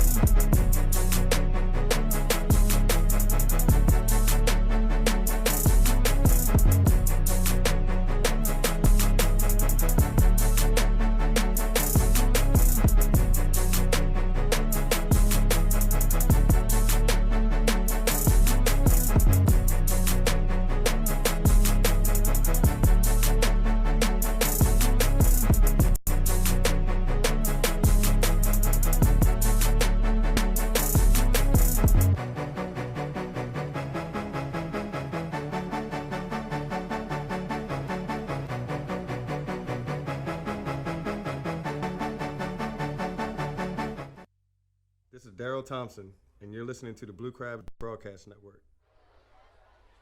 A very, very quiet game offensively from both sides is what we've seen to this point. In steps Vladimir Frias. Frias has one of 4 combined hits in this contest. He and the man behind him, the 9-hole hitter, had back-to-back hits as a ground ball. The shortstop is caught and thrown across the infield for out number 1.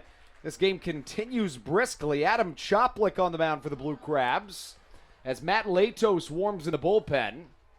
Choplik has been absolutely fantastic this season. Debatably one of the best relievers in the Atlantic League. A 2.25 ERA. In 46 appearances, 52 innings, he's allowed just 13 earned runs. From June 1st through August 29th in 32 innings pitched, he allowed just 1 earned run. That included 18 1/3 scoreless innings jammed in there as the count goes to 0-1. Ray Fuentes at the plate. He has 1 of 4 hits in the contest this evening. Kevin McGovern's day is done. The final line on McGovern, 7 innings pitched, 3 hits, no runs, 2 walks, 6 strikeouts. The ERA at 1.80. He and Mitch Lampson have been absolutely fantastic this season since being acquired from the Winnipeg Goldeyes. 1-1. Swung on and missed. The count 1-2.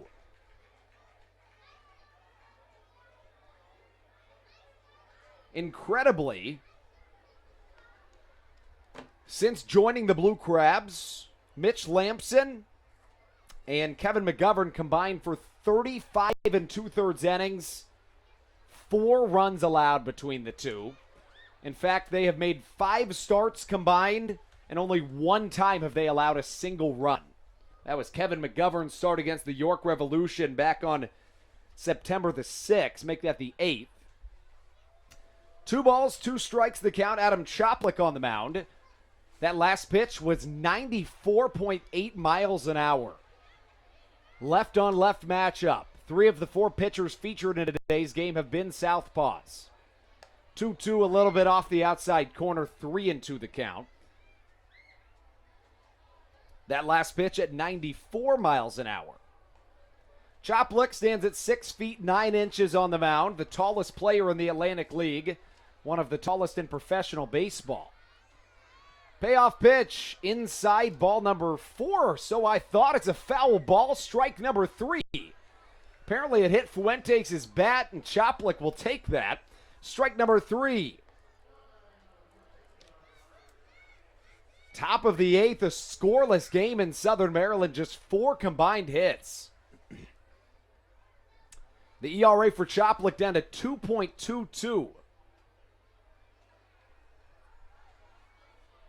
Choplik, one of the hardest throwers on the Blue Crabs. James Dykstra sits 96 to 98, topping out at 100. Last year, he pitched in the American Association and was the hardest thrower in the league, as this ball just squeaks foul at the last moment. Darby Myers was inches from getting a double. He's 0 for 3 this evening. The batting average on the season sits at .259.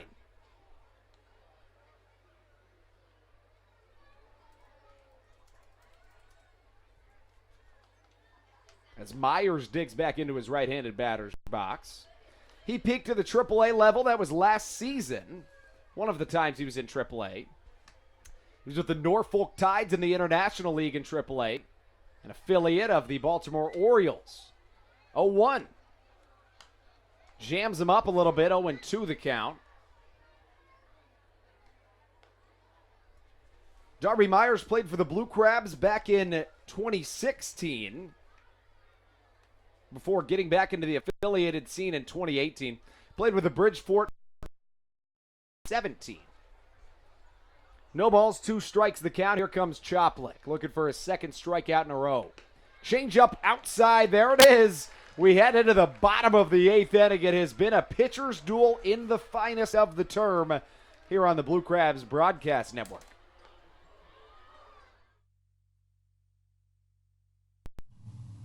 Hey Blue Crabs fans, are you looking to watch a game from one of our luxury suites? How about the High-End Legends Club in left field? Call 301-638-9788 and ask to speak to a sales representative about your party or group outing.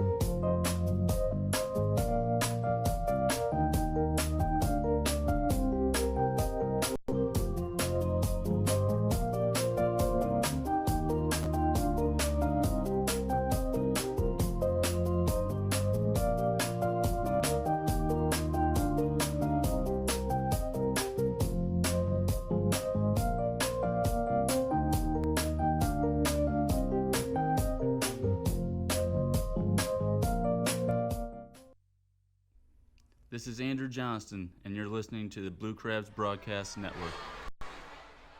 John Griffin leads us off in the bottom of the 8th inning. To this point, John Griffin is 0 for 1 with a walk. Joe Iorio back onto the mound. Griffin has the type of power that can change this game in one swing. Fastball upstairs, swung on and missed. 0-1 the count.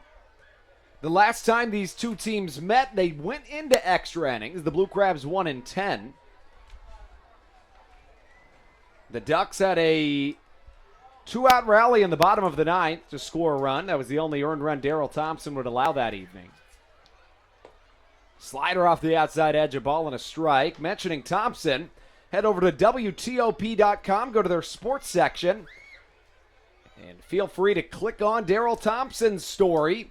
He's had a historic season, 13 more strikeouts this year, and he sets a new Atlantic League record. 1-1. Slider upstairs, the count 2-1. Griffin has drawn a walk this evening. Joe Iorio to this point, 2 innings, 1 hit. No strikeouts, no walks, no runs. Just 4 combined hits in this game, 1 from the Blue Crabs. It was an Edwin Garcia single. Curveball upstairs, strike number 2 swinging. That single extended Garcia's hit streak to 9 straight games. As John Griffin comes back up to the plate. That last pitch, 83 miles an hour.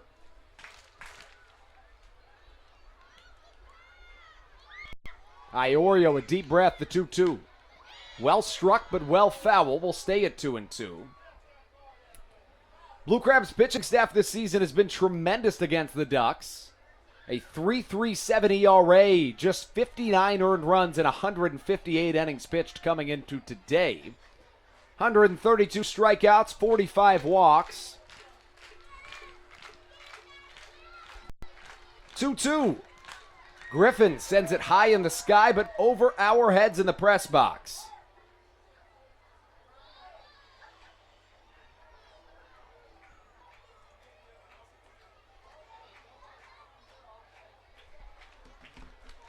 Iorio touches the bill of his cap.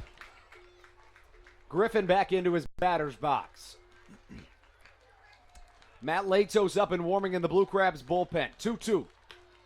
Chopper up the middle, hits off the end of the glove of Joe Iorio. The throw not in time and offline. John Griffin reaches on a single and leads off this inning for the Blue Crabs. It's a very good possibility that we'll see a pinch runner. In fact, I would almost be surprised if we didn't, considering Stan Clyburn's on the top step of the dugout.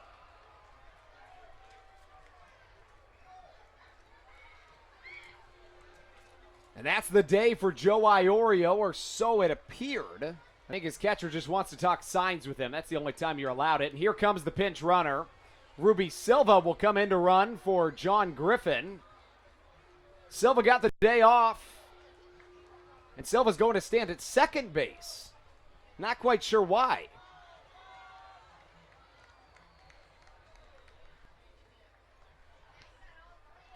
Oh, I believe that ball got out of play. I'm assuming that's why Silva's at second base, at least. That's the only thing that would make sense. You'd imagine in this situation that a bunt would be in play. Silva with good speed, base stealing speed. Josh McAdams at the plate.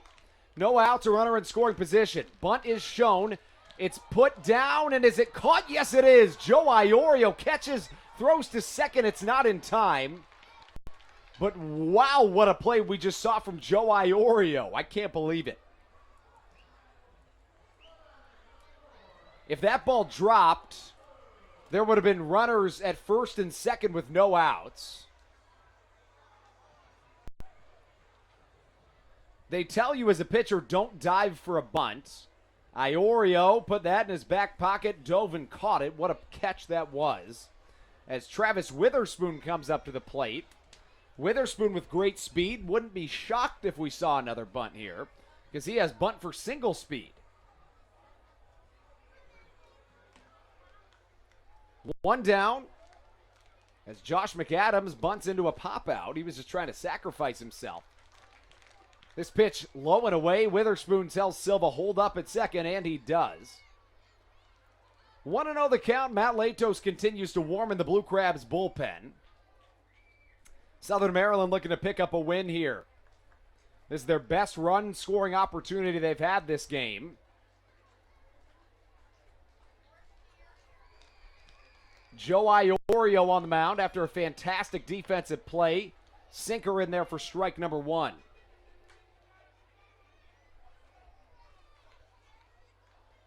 Spoon, as they call him. Travis Witherspoon back in under the right-handed batter's box. He waves the bat as the Let's Go Spoon chants start.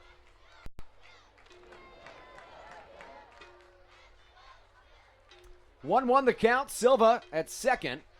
Witherspoon hits one over our heads in the press box. A ball and 2 strikes the count. As Will Wollenhouse, who's always on point, brings the home plate umpire a pair of baseballs.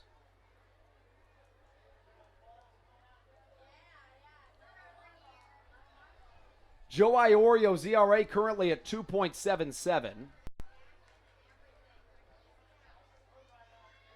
Witherspoon 1 for 2 against Joe Iorio this season. He's also drawn a walk. Fastball just getting a piece of it to stay alive.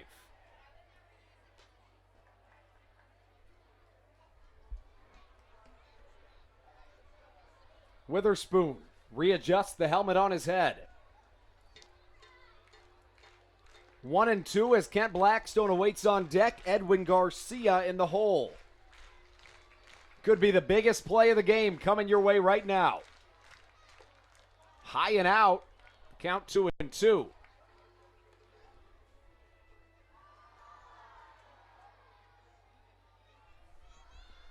Travis Witherspoon on the season. A 157 hitter, a home run and 4 RBIs. 2-2. Fastball once again spoiled away. And pitch number 6 of the at-bat won't get it done.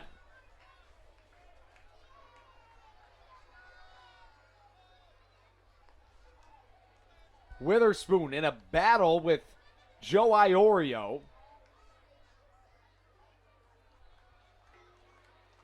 Iorio's got his sign from his catcher, Hector Sanchez. 2-2 once more. Travis with a line drive into right field, but right at the right fielder, Darby Myers, who comes in and catches for out number 2. And now the throw coming in was a little bit offline. Not enough to get Silva in, though. A good fight from Travis Witherspoon is all for naught, as this inning started with an error by the shortstop, Vladimir Frias. An errant throw that went out of play got Griffin into scoring position. Ruby Silva then pinch ran for John Griffin. Josh McAdams tried to move the runner over to third base with a bunt, but it was popped up, and a diving play from Joe Iorio was out number 1, now out number 2, and Kent Blackstone comes to the dish. First pitch outside, 1-0 the count. Entering play today, Blackstone. 156 is the batting average against Long Island, but he's drawn 8 walks. Today, 0 for 3 with a strikeout, a ground out, and a pop out. The Vienna, Virginia native sees the 1-0 and fouls it back into the protective screening. Edwin Garcia is the only Blue Crab with a hit in this contest. I beg your pardon. One of 2 Blue Crabs with a hit in this contest. That error from John Griffin was changed to a single.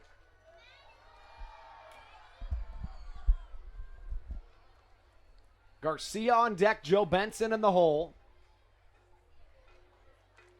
Iorio will look back to second. 1-1, misses upstairs. 2 balls and a strike the count. Now, should Edwin Garcia come to the plate, nobody in the league you'd rather have up than Garcia. He hits .383 with runners in scoring position and 2 outs. He is 23 for 60 with 27 RBIs. What a number. 2-1. Inside, grounded to the right side. David Washington grabs it, and we head to the 9th. There has been 4 hits in the entirety of this ball game. Make that 5 after this inning. Let's take it into the 9th on the Blue Crabs Broadcast Network.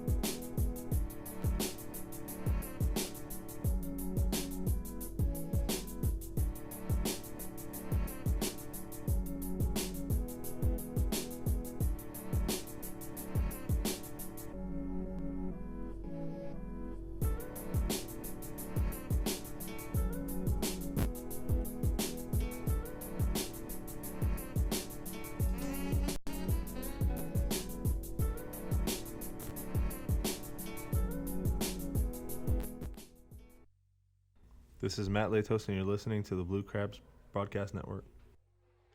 Matt Latos introduces himself onto the mound in the top of the ninth inning. The MLB veteran takes the reins in a scoreless contest. His ERA is phenomenal this season, a 1.10. The whip at .67. For comparison, the best qualifying whip in the Atlantic League this season is .95. Whip is walks plus hits per innings pitched. Latos, second in the Atlantic Leagues in save, although no save opportunity right here. As Steve Lombardozzi steps into his left-handed batter's box, strike one. The MLB veteran Steve Lombardozzi.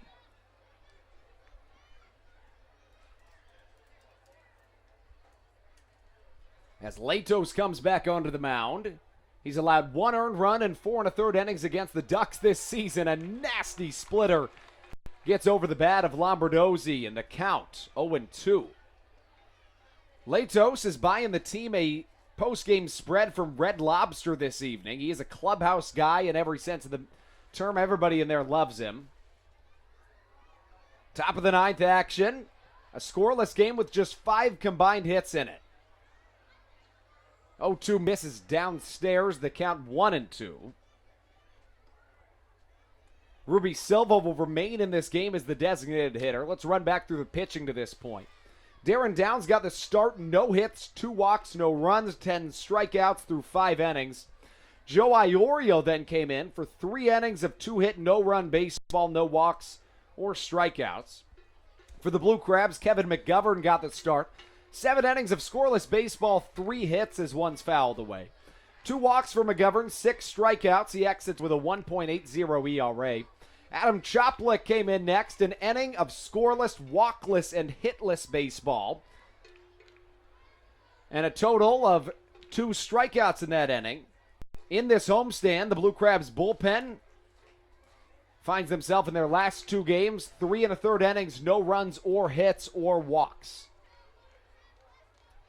Blue Crabs with the best bullpen ERA in the Atlantic League this season, as that ball will become a souvenir for a fan.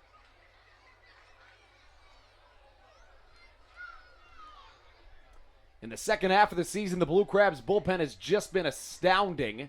They combine for a 2.74 ERA. 1 ball, 2 strikes. After an 83-mile-an-hour slider was fouled off. 1-2. Another splitter, another swinging strike as Matt Latos sets down a former Blue Crab and a former Washington National. That's something that both Latos and Lombardozzi have in common. They both have played for the Blue Crabs, and they've both played in the MLB for the Washington Nationals. Latos hit an 100-mile-an-hour exit velocity home run outside of Nats Park in 2017 as a member of the Washington Nationals.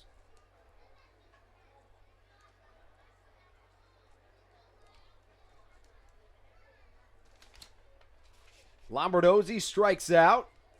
That gives way to Lou Ford. A pair of MLB veterans will duke it out right here. At a point, Lou Ford was 24th in the MLB MVP voting.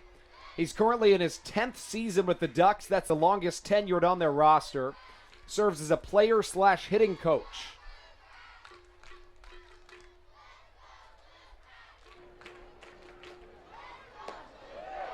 Fastball inside, swing and a miss for Lou Ford, who entered play today, hitting .452 since July the 28th. The 43-year-old was featured in Sports Illustrated today for his incredible feat. Ford hitting .410 in the month of September, entering play today, but is 0 for 2 today. 2 strikeouts swinging and 1 walk. 0-2. Here comes Matt Latos. Little chopper to the left side is going to be a tough play for Tony Thomas. A fire across the infield. Give me a break, Tony Thomas. What a play. What an absolute web gem for Tony. And what I felt right there in my bones is that Tony knows what the how important of a game this is, and he just had to make a play. Made an incredible play, putting the team on his back. Let's keep in mind that we have not seen an extra inning game here in Southern Maryland this season at all. We're just 2 hours and 11 minutes into this contest, and we're in the top of the ninth. Here comes L.J. Mazzilli as Matt Latos is on his way home. A splitter swung on and missed.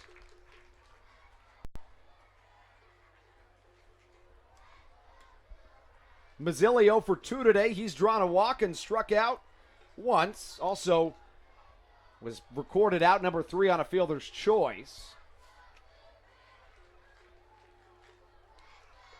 Another splitter. Did he go? Yes, he did, says our first base umpire. Strike number 2 in front of a packed house here in Southern Maryland. Place is packed. Maybe every seat full. No balls, 2 strikes. Mazzilli hits a team best 294 among qualifiers. The left fielder wears number 11, also plays second base. Latos on his way with his 0-2. Splitter misses just a hair low. The count of ball and 2 strikes.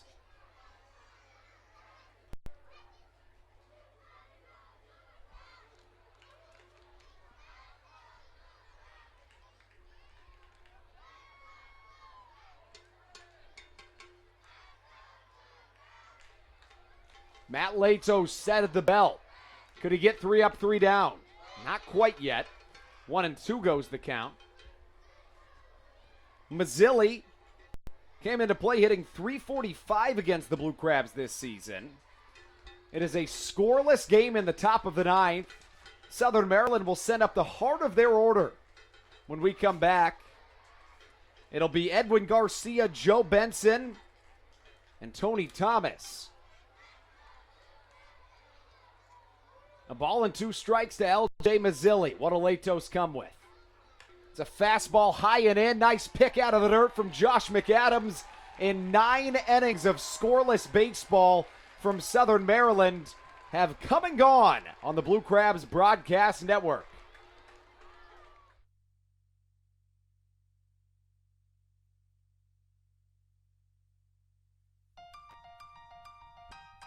So, what do you like about your home?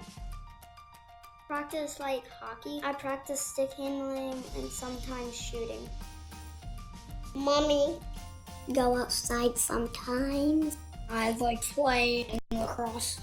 Playing the Switch. I like the scribble. Daddy. I like to build Legos at home. I have the biggest closet. Riding my dirt bike. We help you home. At Hometown Real Estate, we want to help you and your family home, whatever that takes and whatever that means to you. Give us a call at 888-225-2736 or online at helpyouhomebluecrabs.com.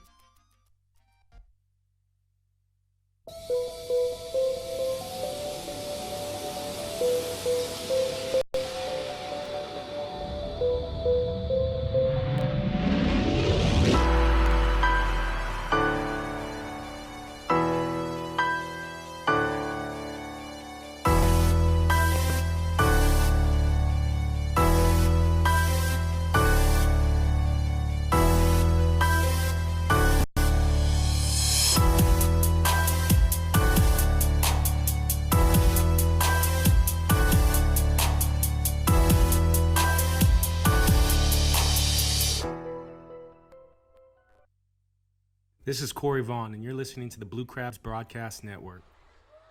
Will we see the first extra inning game at Regency Furniture Stadium this season under the new Atlantic League MLB rule changes that permit that a runner starts at second in every extra inning, or will we see a walk-off? The only place to find out is right here on the Blue Crabs Broadcast Network. Anstra here with you. Happy to have you joining me. There hasn't been a single run scored in this contest. There has been a combined 5 hits. Edwin Garcia eyeballed that ball as it rolled back from the catcher. Opted not to steal first base. Wasn't much of a window of opportunity to do so. Garcia has one of 2 hits in this contest from the Blue Crabs. He extended his hit streak to 9 games earlier today on a line drive single. Slider inside in there for strike number 2. Make that strike number 1. The count 1-1. That Garcia single came off of Joe Iorio. It broke up a no-hitter back in the 6th inning. As this pitch misses outside, this is the deepest game that has been scoreless in Southern Maryland this season. The deepest scoreless game that the Blue Crabs have played in this year was against the New Britain Bees back on August the 11th, when the Blue Crabs finally scored in the top of the 11th inning. It was their 2nd hit of the contest. A Charlie Valerio RBI bunt single as Hector Sanchez sprints back to get that ball. He did not want Edwin Garcia to steal first base, but Joe Iorio finds himself in a tricky situation against the hottest hitter in the Blue Crabs lineup. It's a 3-1 hitters count. What do you come with?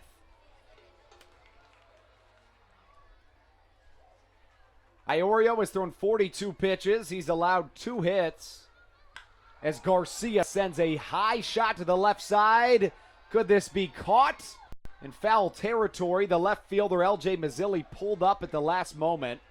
There's not a whole lot of foul ground over there in left field. The foul ground that there is in that area is covered by the bullpen mostly. There's a mat that the catcher can sit on, or squat in, I should say, and there's also a dirt mound. Mazzilli seemed a little bit concerned for his safety as he pulled up there at the end. With the York Revolution, they are up 6-4 in the Lancaster Barnstormers. Make that bottom of the 5th, no outs, runners on the corners. 3-2, a swing and a foul tip. Strike number 3 as Joe Iorio fights back from a 3-1 count to strike out Edwin Garcia. First pitch of this game was at 7:40. We're just a little bit over 2 hours into this contest. 2 hours, 18 minutes is the current time. So it's no longer in the realm of possibility to be the shortest game the Ducks have participated in this season.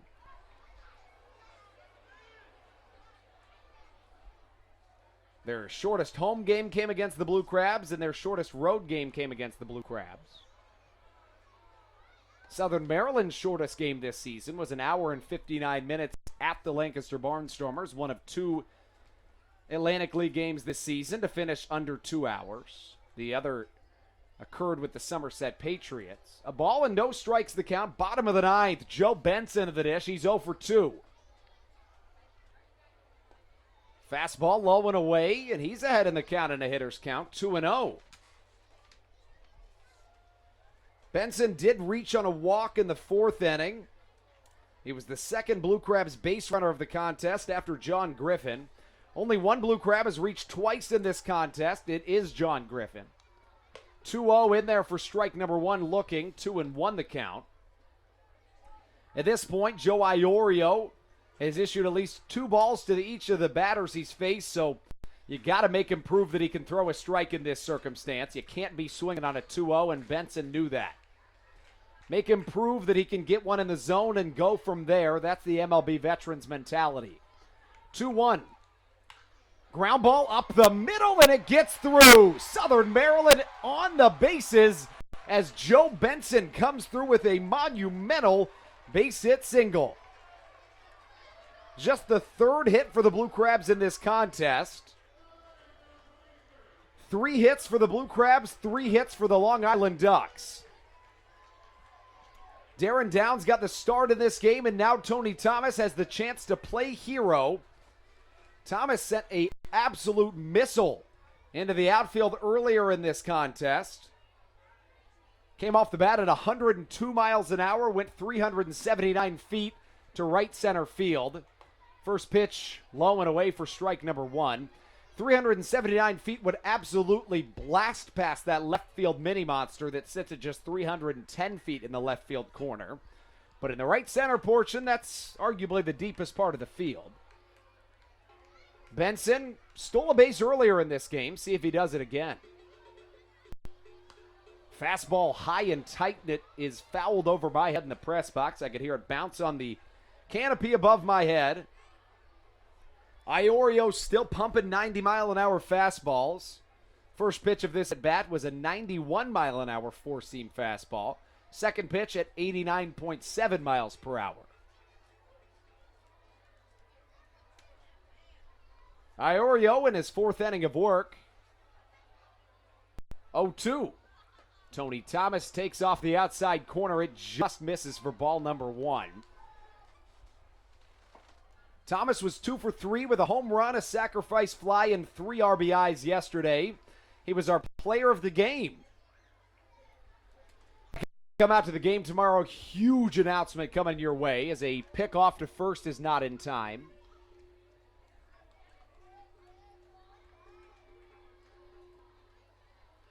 Here on Friday the 13th at Regency Furniture Stadium.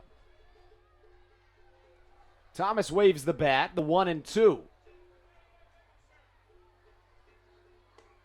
Tony will take high and tight on an off-speed. The count 2 balls, 2 strikes. The Blue Crabs were trailing 1-0 in a game back on July the 23rd against the High Point Rockers. In the bottom of the 9th inning, and Corey Vaughn hit a 2-run walk-off home run as Tony Thomas hits one high in the night sky off towards the right side of the field, and it'll get out of play as a souvenir for a fan. Nearly a nice catch by a young kid over there, but just didn't come up with it. 2 balls, 2 strikes. Joe Iorio continues into this game. He recorded the second most appearances in the Frontier League in 2018. He was a Frontier League All-Star. The 2-2. Off the outside corner, ball number 3. Iorio has struggled just a hair with his command in this inning.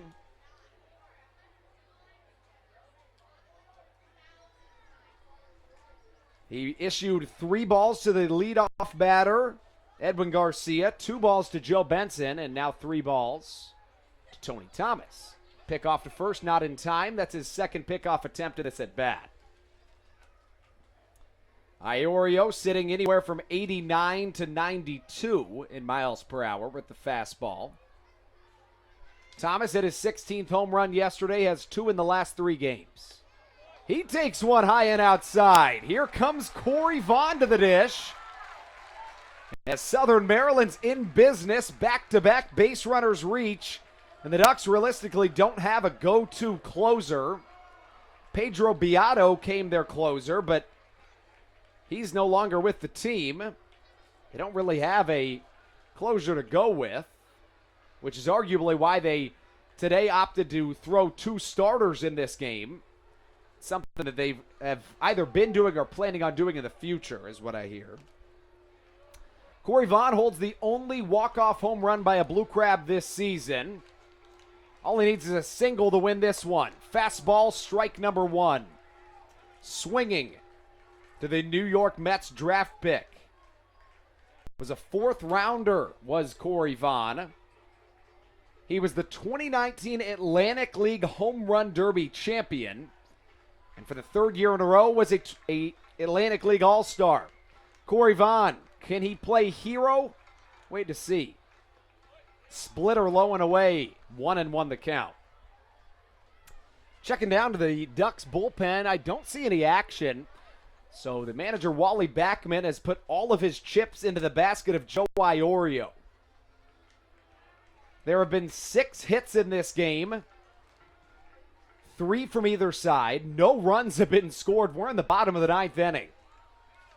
Iorio back out onto the mound. Looks back to second to Joe Benson. Vaughn swings at a slider in the count 1-2. Charlie Valerio, who entered play today, hitting .571 in the homestand, awaits on deck. Could not ask for a better situation if you're the Blue Crabs. You've had Garcia, you'll have Vaughn, you had Thomas, and you'll have Valerio potentially a bat in this inning. Your 4 hottest batters. 1-2 slider swung on and missed. And a crucial strikeout from the right-hander, Joe Iorio, for out number 2. The Blue Crabs also had a scoring opportunity in the 8th inning. A single and an error got John Griffin to second, and then there was a pinch runner. It was Ruby Silva. Josh McAdams tried to bunt him over to third, I should say. But a pop-up bunt and a diving catch from Joe Iorio did the deal.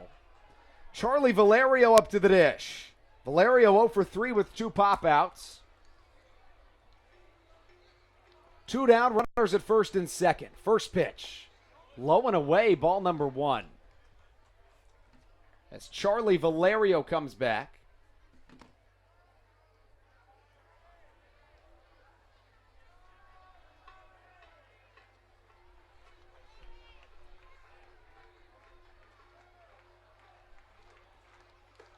High and outside, a throw down to second, not in time to get Joe Benson, but that was awfully close. Benson had a healthy lead at second, trying to cheat a little bit to get closer and closer to home.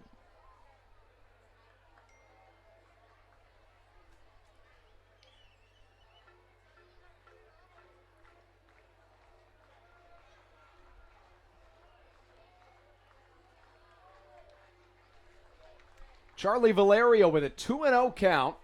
He leads the team among qualifiers in batting average at .271. 2-0 off the outside corner, ball number 3. Ruby Silva waits on deck. He hits very well against Joe Iorio this season. Silva 2 for 5 against Iorio with a double to his credit. Struck out just once. The OPS at 1,000.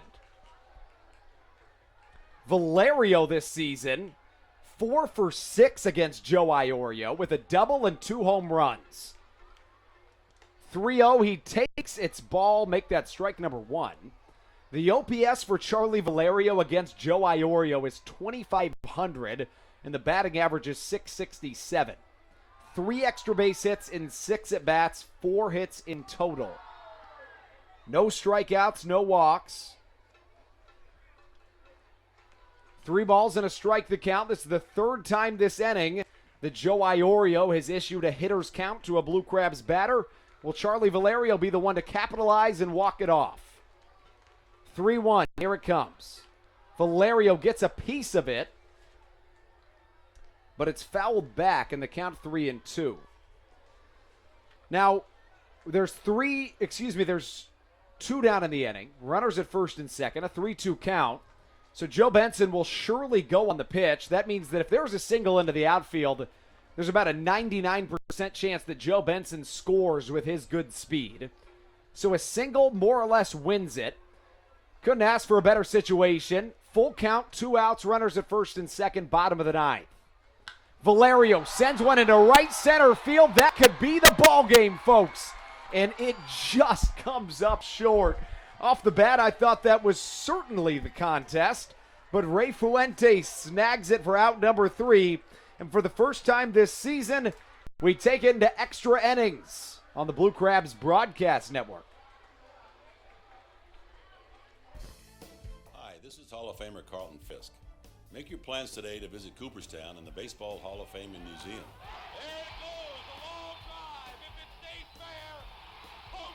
Reconnect with your memories of the game and make new memories with your family. Check out baseballhall.org today for more information. Carlton Fisk had a lot of little boy in him right there, Joe. The National Baseball Hall of Fame and Museum, preserving history, excellence, and connecting generations. This is Corey Vaughn. Are you looking for fun on the weekend without breaking the bank? My Eye Doctor Backfin Buddies is for you. For just $15, your child will get in for free to every Friday Blue Crabs home game all season long. Plus, kids receive a Backfin Buddies t-shirt, go on the field for the national anthem, and parents will get a reduced ticket rate. What more could you ask for? Come watch me hit a home run every Friday for just $15.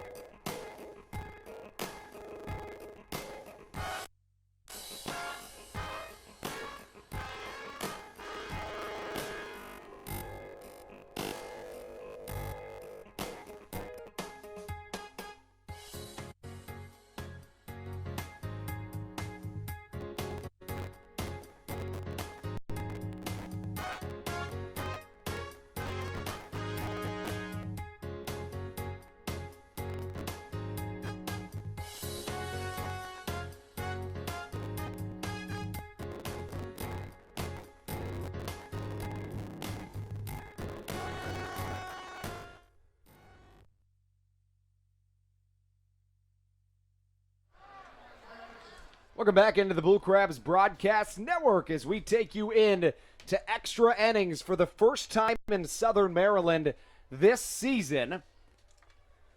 Per the Atlantic League MLB rule changes, extra innings start with a runner in scoring position. He stands at second base. It'll be LJ Mazzilli. Hector Sanchez leads off this inning. Sanchez to this point in the game is 0 for 3. Matt Latos back onto the mound. Latos this season in extra innings has allowed 1 run and more than 7 innings pitched.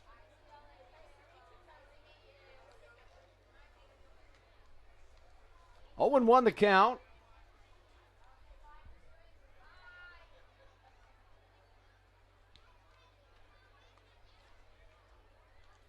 Latos looks back to second. The pitch.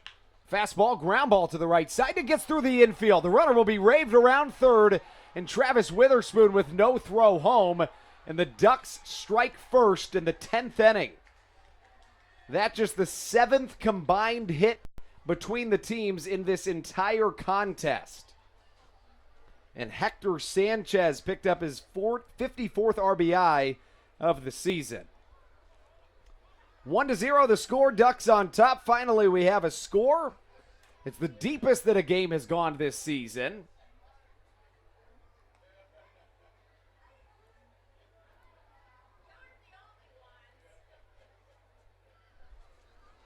As now a right-handed batsman, Debinson Romero will step into the batter's box. Latos back onto the mound with the runner at first.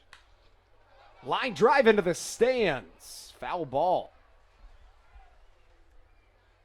Of course, in the Atlantic League, per the Atlantic League MLB rule changes, extra innings start with a runner at second base. Trying to speed up the game is the MLB and create more offense. The Blue Crabs will also start with a runner at second base. It'll be Charlie Valerio.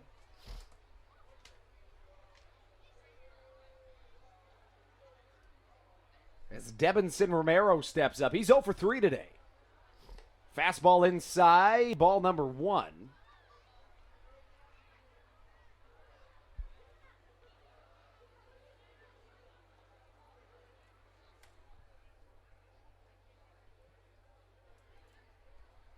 Matt Latos, the MLB veteran, back out onto the mound. Sounds like we're having some technical issues on Facebook. Appreciate it if you're joining us out here on YouTube. Foul ball gets away from Valerio. Strike number 2.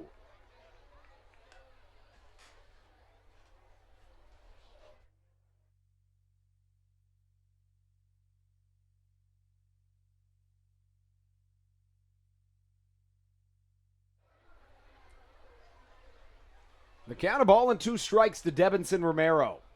No outs. The only run that is scored in this game came 1 at bat ago. Hector Sanchez picked up the 4th Ducks hit of this game, the 7th combined hit. Splitter in the dirt. The runner does not advance into scoring position, and the count 2 balls and 2 strikes.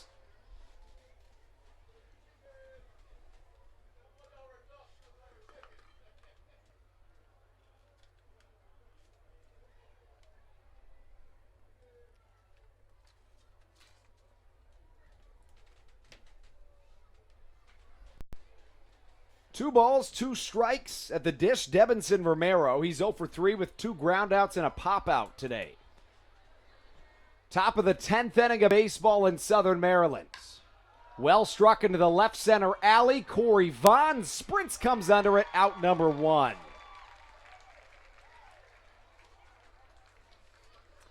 1-0 the score. As the Ducks plated a run here in this top of the 10th inning. A 0-0 game exited the 9th. In the bottom of the 8th, the Blue Crabs had a good scoring opportunity. A runner at second with nobody out. But a pop-up bunt that was caught on a dive by Joe Iorio, the pitcher, ended a Blue Crabs scoring opportunity. In the bottom of the 9th, they had runners on first and second with 1 out, but a strikeout and a deep flyout ended the threat. Here comes David Washington, the MLB veteran, up to the plate. The count, a ball and a strike. Played in the MLB in 2017. Played in 3 games, going 0 for 6 with the Baltimore Orioles that season. 5 strikeouts. Originally a 15th round draft pick in 2009 out of University City High School in San Diego, California. That was back in 2009. Matt Latos played for the San Diego Padres.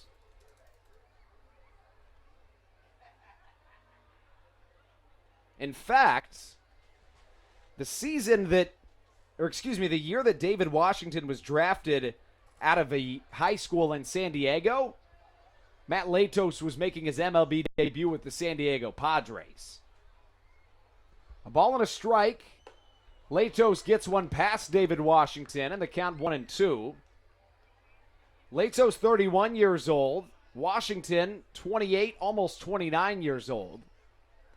Made his MLB debut back in 2017 against the Chicago White Sox.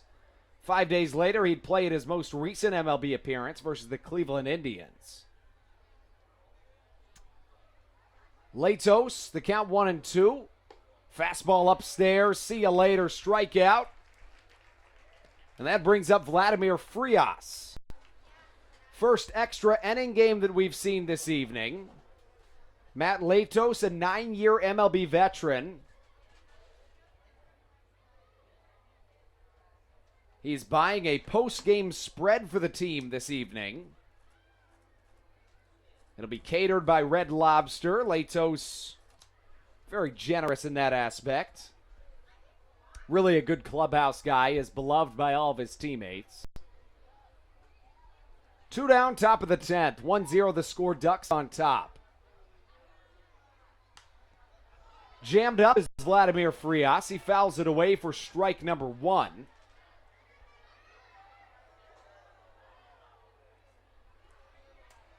Oh, and 1 the count. 7 combined hits in this contest.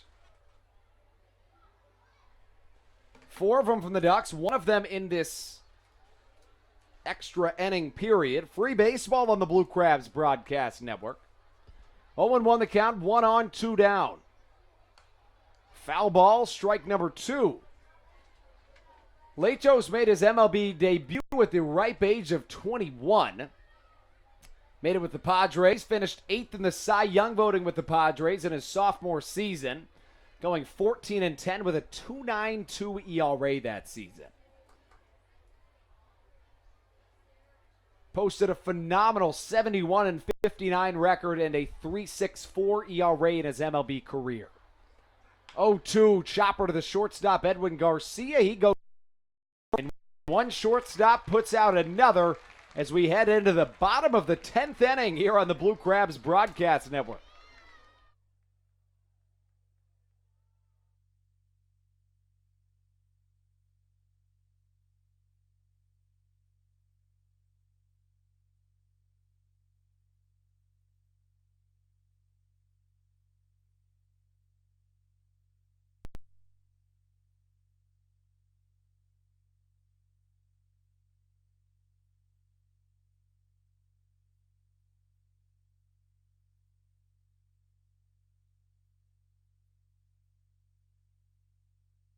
We'll keep it here throughout the break on the Blue Crabs Broadcast Network. A 1-0 game as we take it into the top of the 10th inning of baseball here in Southern Maryland. A newcomer onto the mound for the Long Island Ducks as Miles Smith will come to the mound. Resides in Detroit, Michigan. Peaked in AAA. Last played for the Milwaukee Milkmen of the American Association. A 6'1 right-hander, 175 pounds. As Miles, get you some numbers on Miles Smith in just a moment. As this game extends further than any home game has this season in terms of innings played. Smith this season, 1 game appeared in, an inning and a third, 1 hit, 4 strikeouts in an inning and a third. Does have a hold under his belt, but this would be a save opportunity. Did not have any save opportunities with the Milkmen, with the Ducks to this point this season. As it looks like Smith will be ready to go. Hector Sanchez out there for his 10th inning catching. The Blue Crabs will send up Ruby Silva, Josh McAdams, and Travis Witherspoon in this half inning. A runner will start the inning on second. That should be Charlie Valerio. He's got good speed, not just for a catcher. As it looks like James Dykstra is up in the Blue Crabs bullpen. Throw down to second, and we're ready for the bottom of the 10th inning.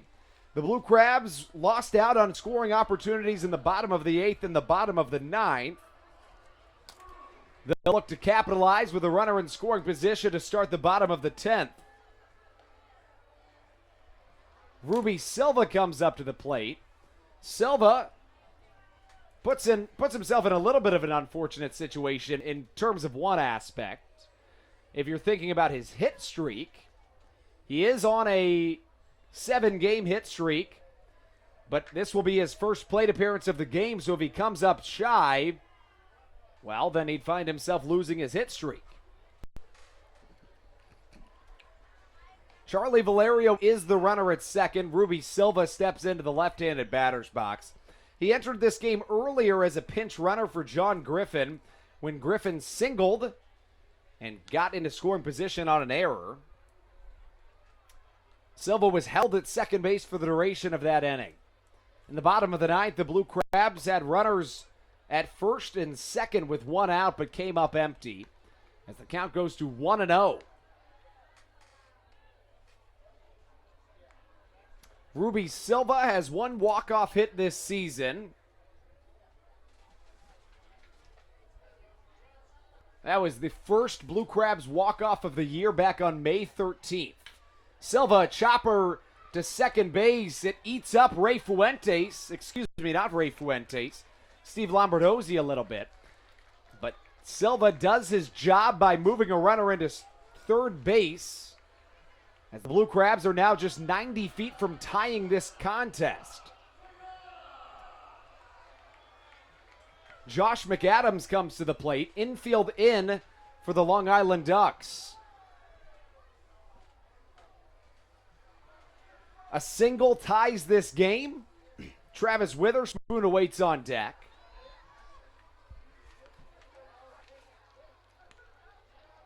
McAdams to this point in the contest finds himself hitless. Slider inside, misses for ball number 1. McAdams leads this Blue Crabs team in batting average at .284. He does not qualify, but is awfully close. Bottom of the 10th inning, a runner at third, Josh McAdams at the plate. A look in from Miles Smith. Fouled straight back into the screen, the count, a ball and a strike. McAdams was the player of the game in the second to most recent Blue Crabs home win. He almost had an inside the Parker that day. He also dove over the railing earlier in this game and caught a ball in the Long Island Ducks dugout. 1-1 the count. Smith gives the pitch. It's a curveball, low and away in the count, 1-2. McAdams hits .284 on the season. He stole first base back on July the 23rd. Yeah, that's right. Stole first base. It's allowed in the Atlantic League per the Atlantic League Major League Baseball rule changes. McAdams wears number 7 on the back of the camouflage jersey.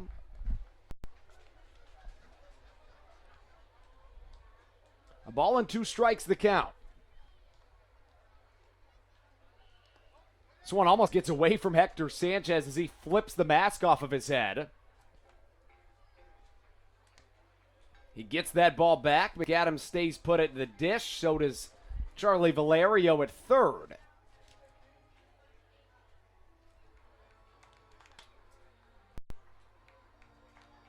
Josh McAdams readjusts his helmet as Miles Smith outing continues. Last pitch at 86.5 miles an hour. It was a slider. 2-2. Fastball jams up. McAdams will stay at 2 balls and 2 strikes.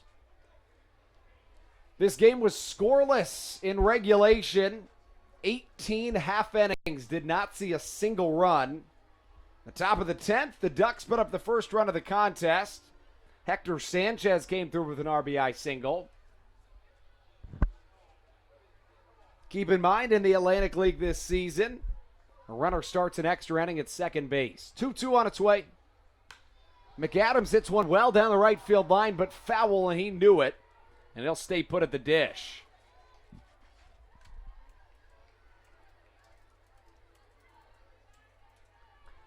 Miles Smith back out onto the mound, 6 foot tall.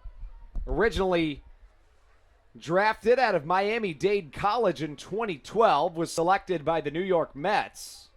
He opted to not be drafted in that circumstance, waited an extra year, and became a 4th-round draft pick by the Boston Red Sox in 2013. McAdams sees the ball miss upstairs, the count full at 3-2. Was eventually drafted out of Lee University in Cleveland, Tennessee, not Cleveland, Ohio. Smith peaked at the AAA level in 2016 with the Reno Aces. Pitched in 1 game, allowing 7 earned runs. Payoff pitch. McAdams, a strike down low and swings through it. That is strike number 3, and the Blue Crabs down to their last out. The Ducks looking to cling on to a victory.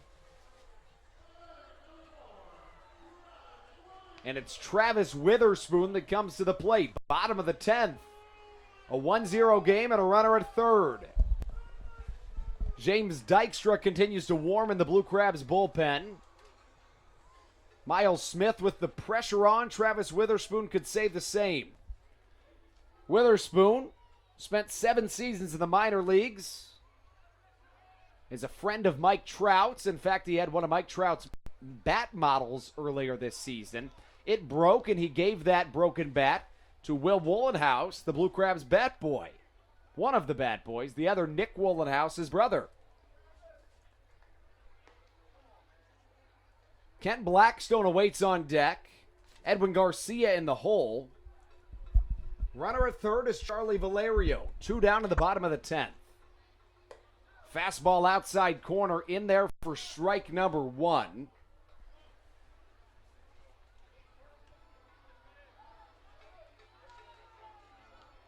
As Miles Smith comes back to the mound, the hard-throwing right-hander.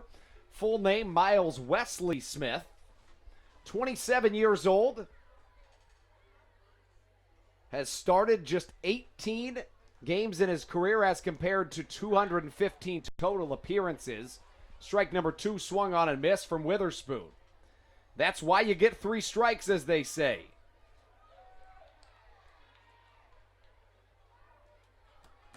Went 1-4 with a 2.20 ERA in the American Association this season, allowing just 10 earned runs and 41 innings of work. A ball and 2 strikes. Here comes Smith. Fastball high and upstairs. Did he go? No, he didn't. No, he didn't, says the first base umpire. And the Blue Crabs can collectively take a breath of fresh air. 2 balls, 2 strikes.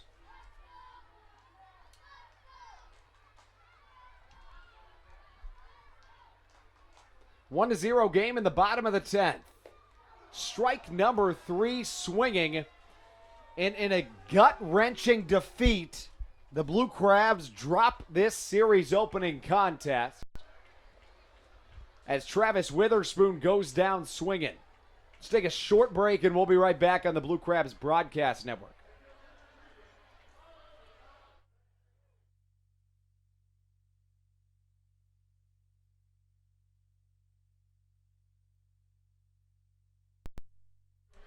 In fact, we're going to just keep it right here. The technical equipment is being a little bit finicky right now, which means that we're going to have a really short post-game show on the Blue Crabs Broadcast Network.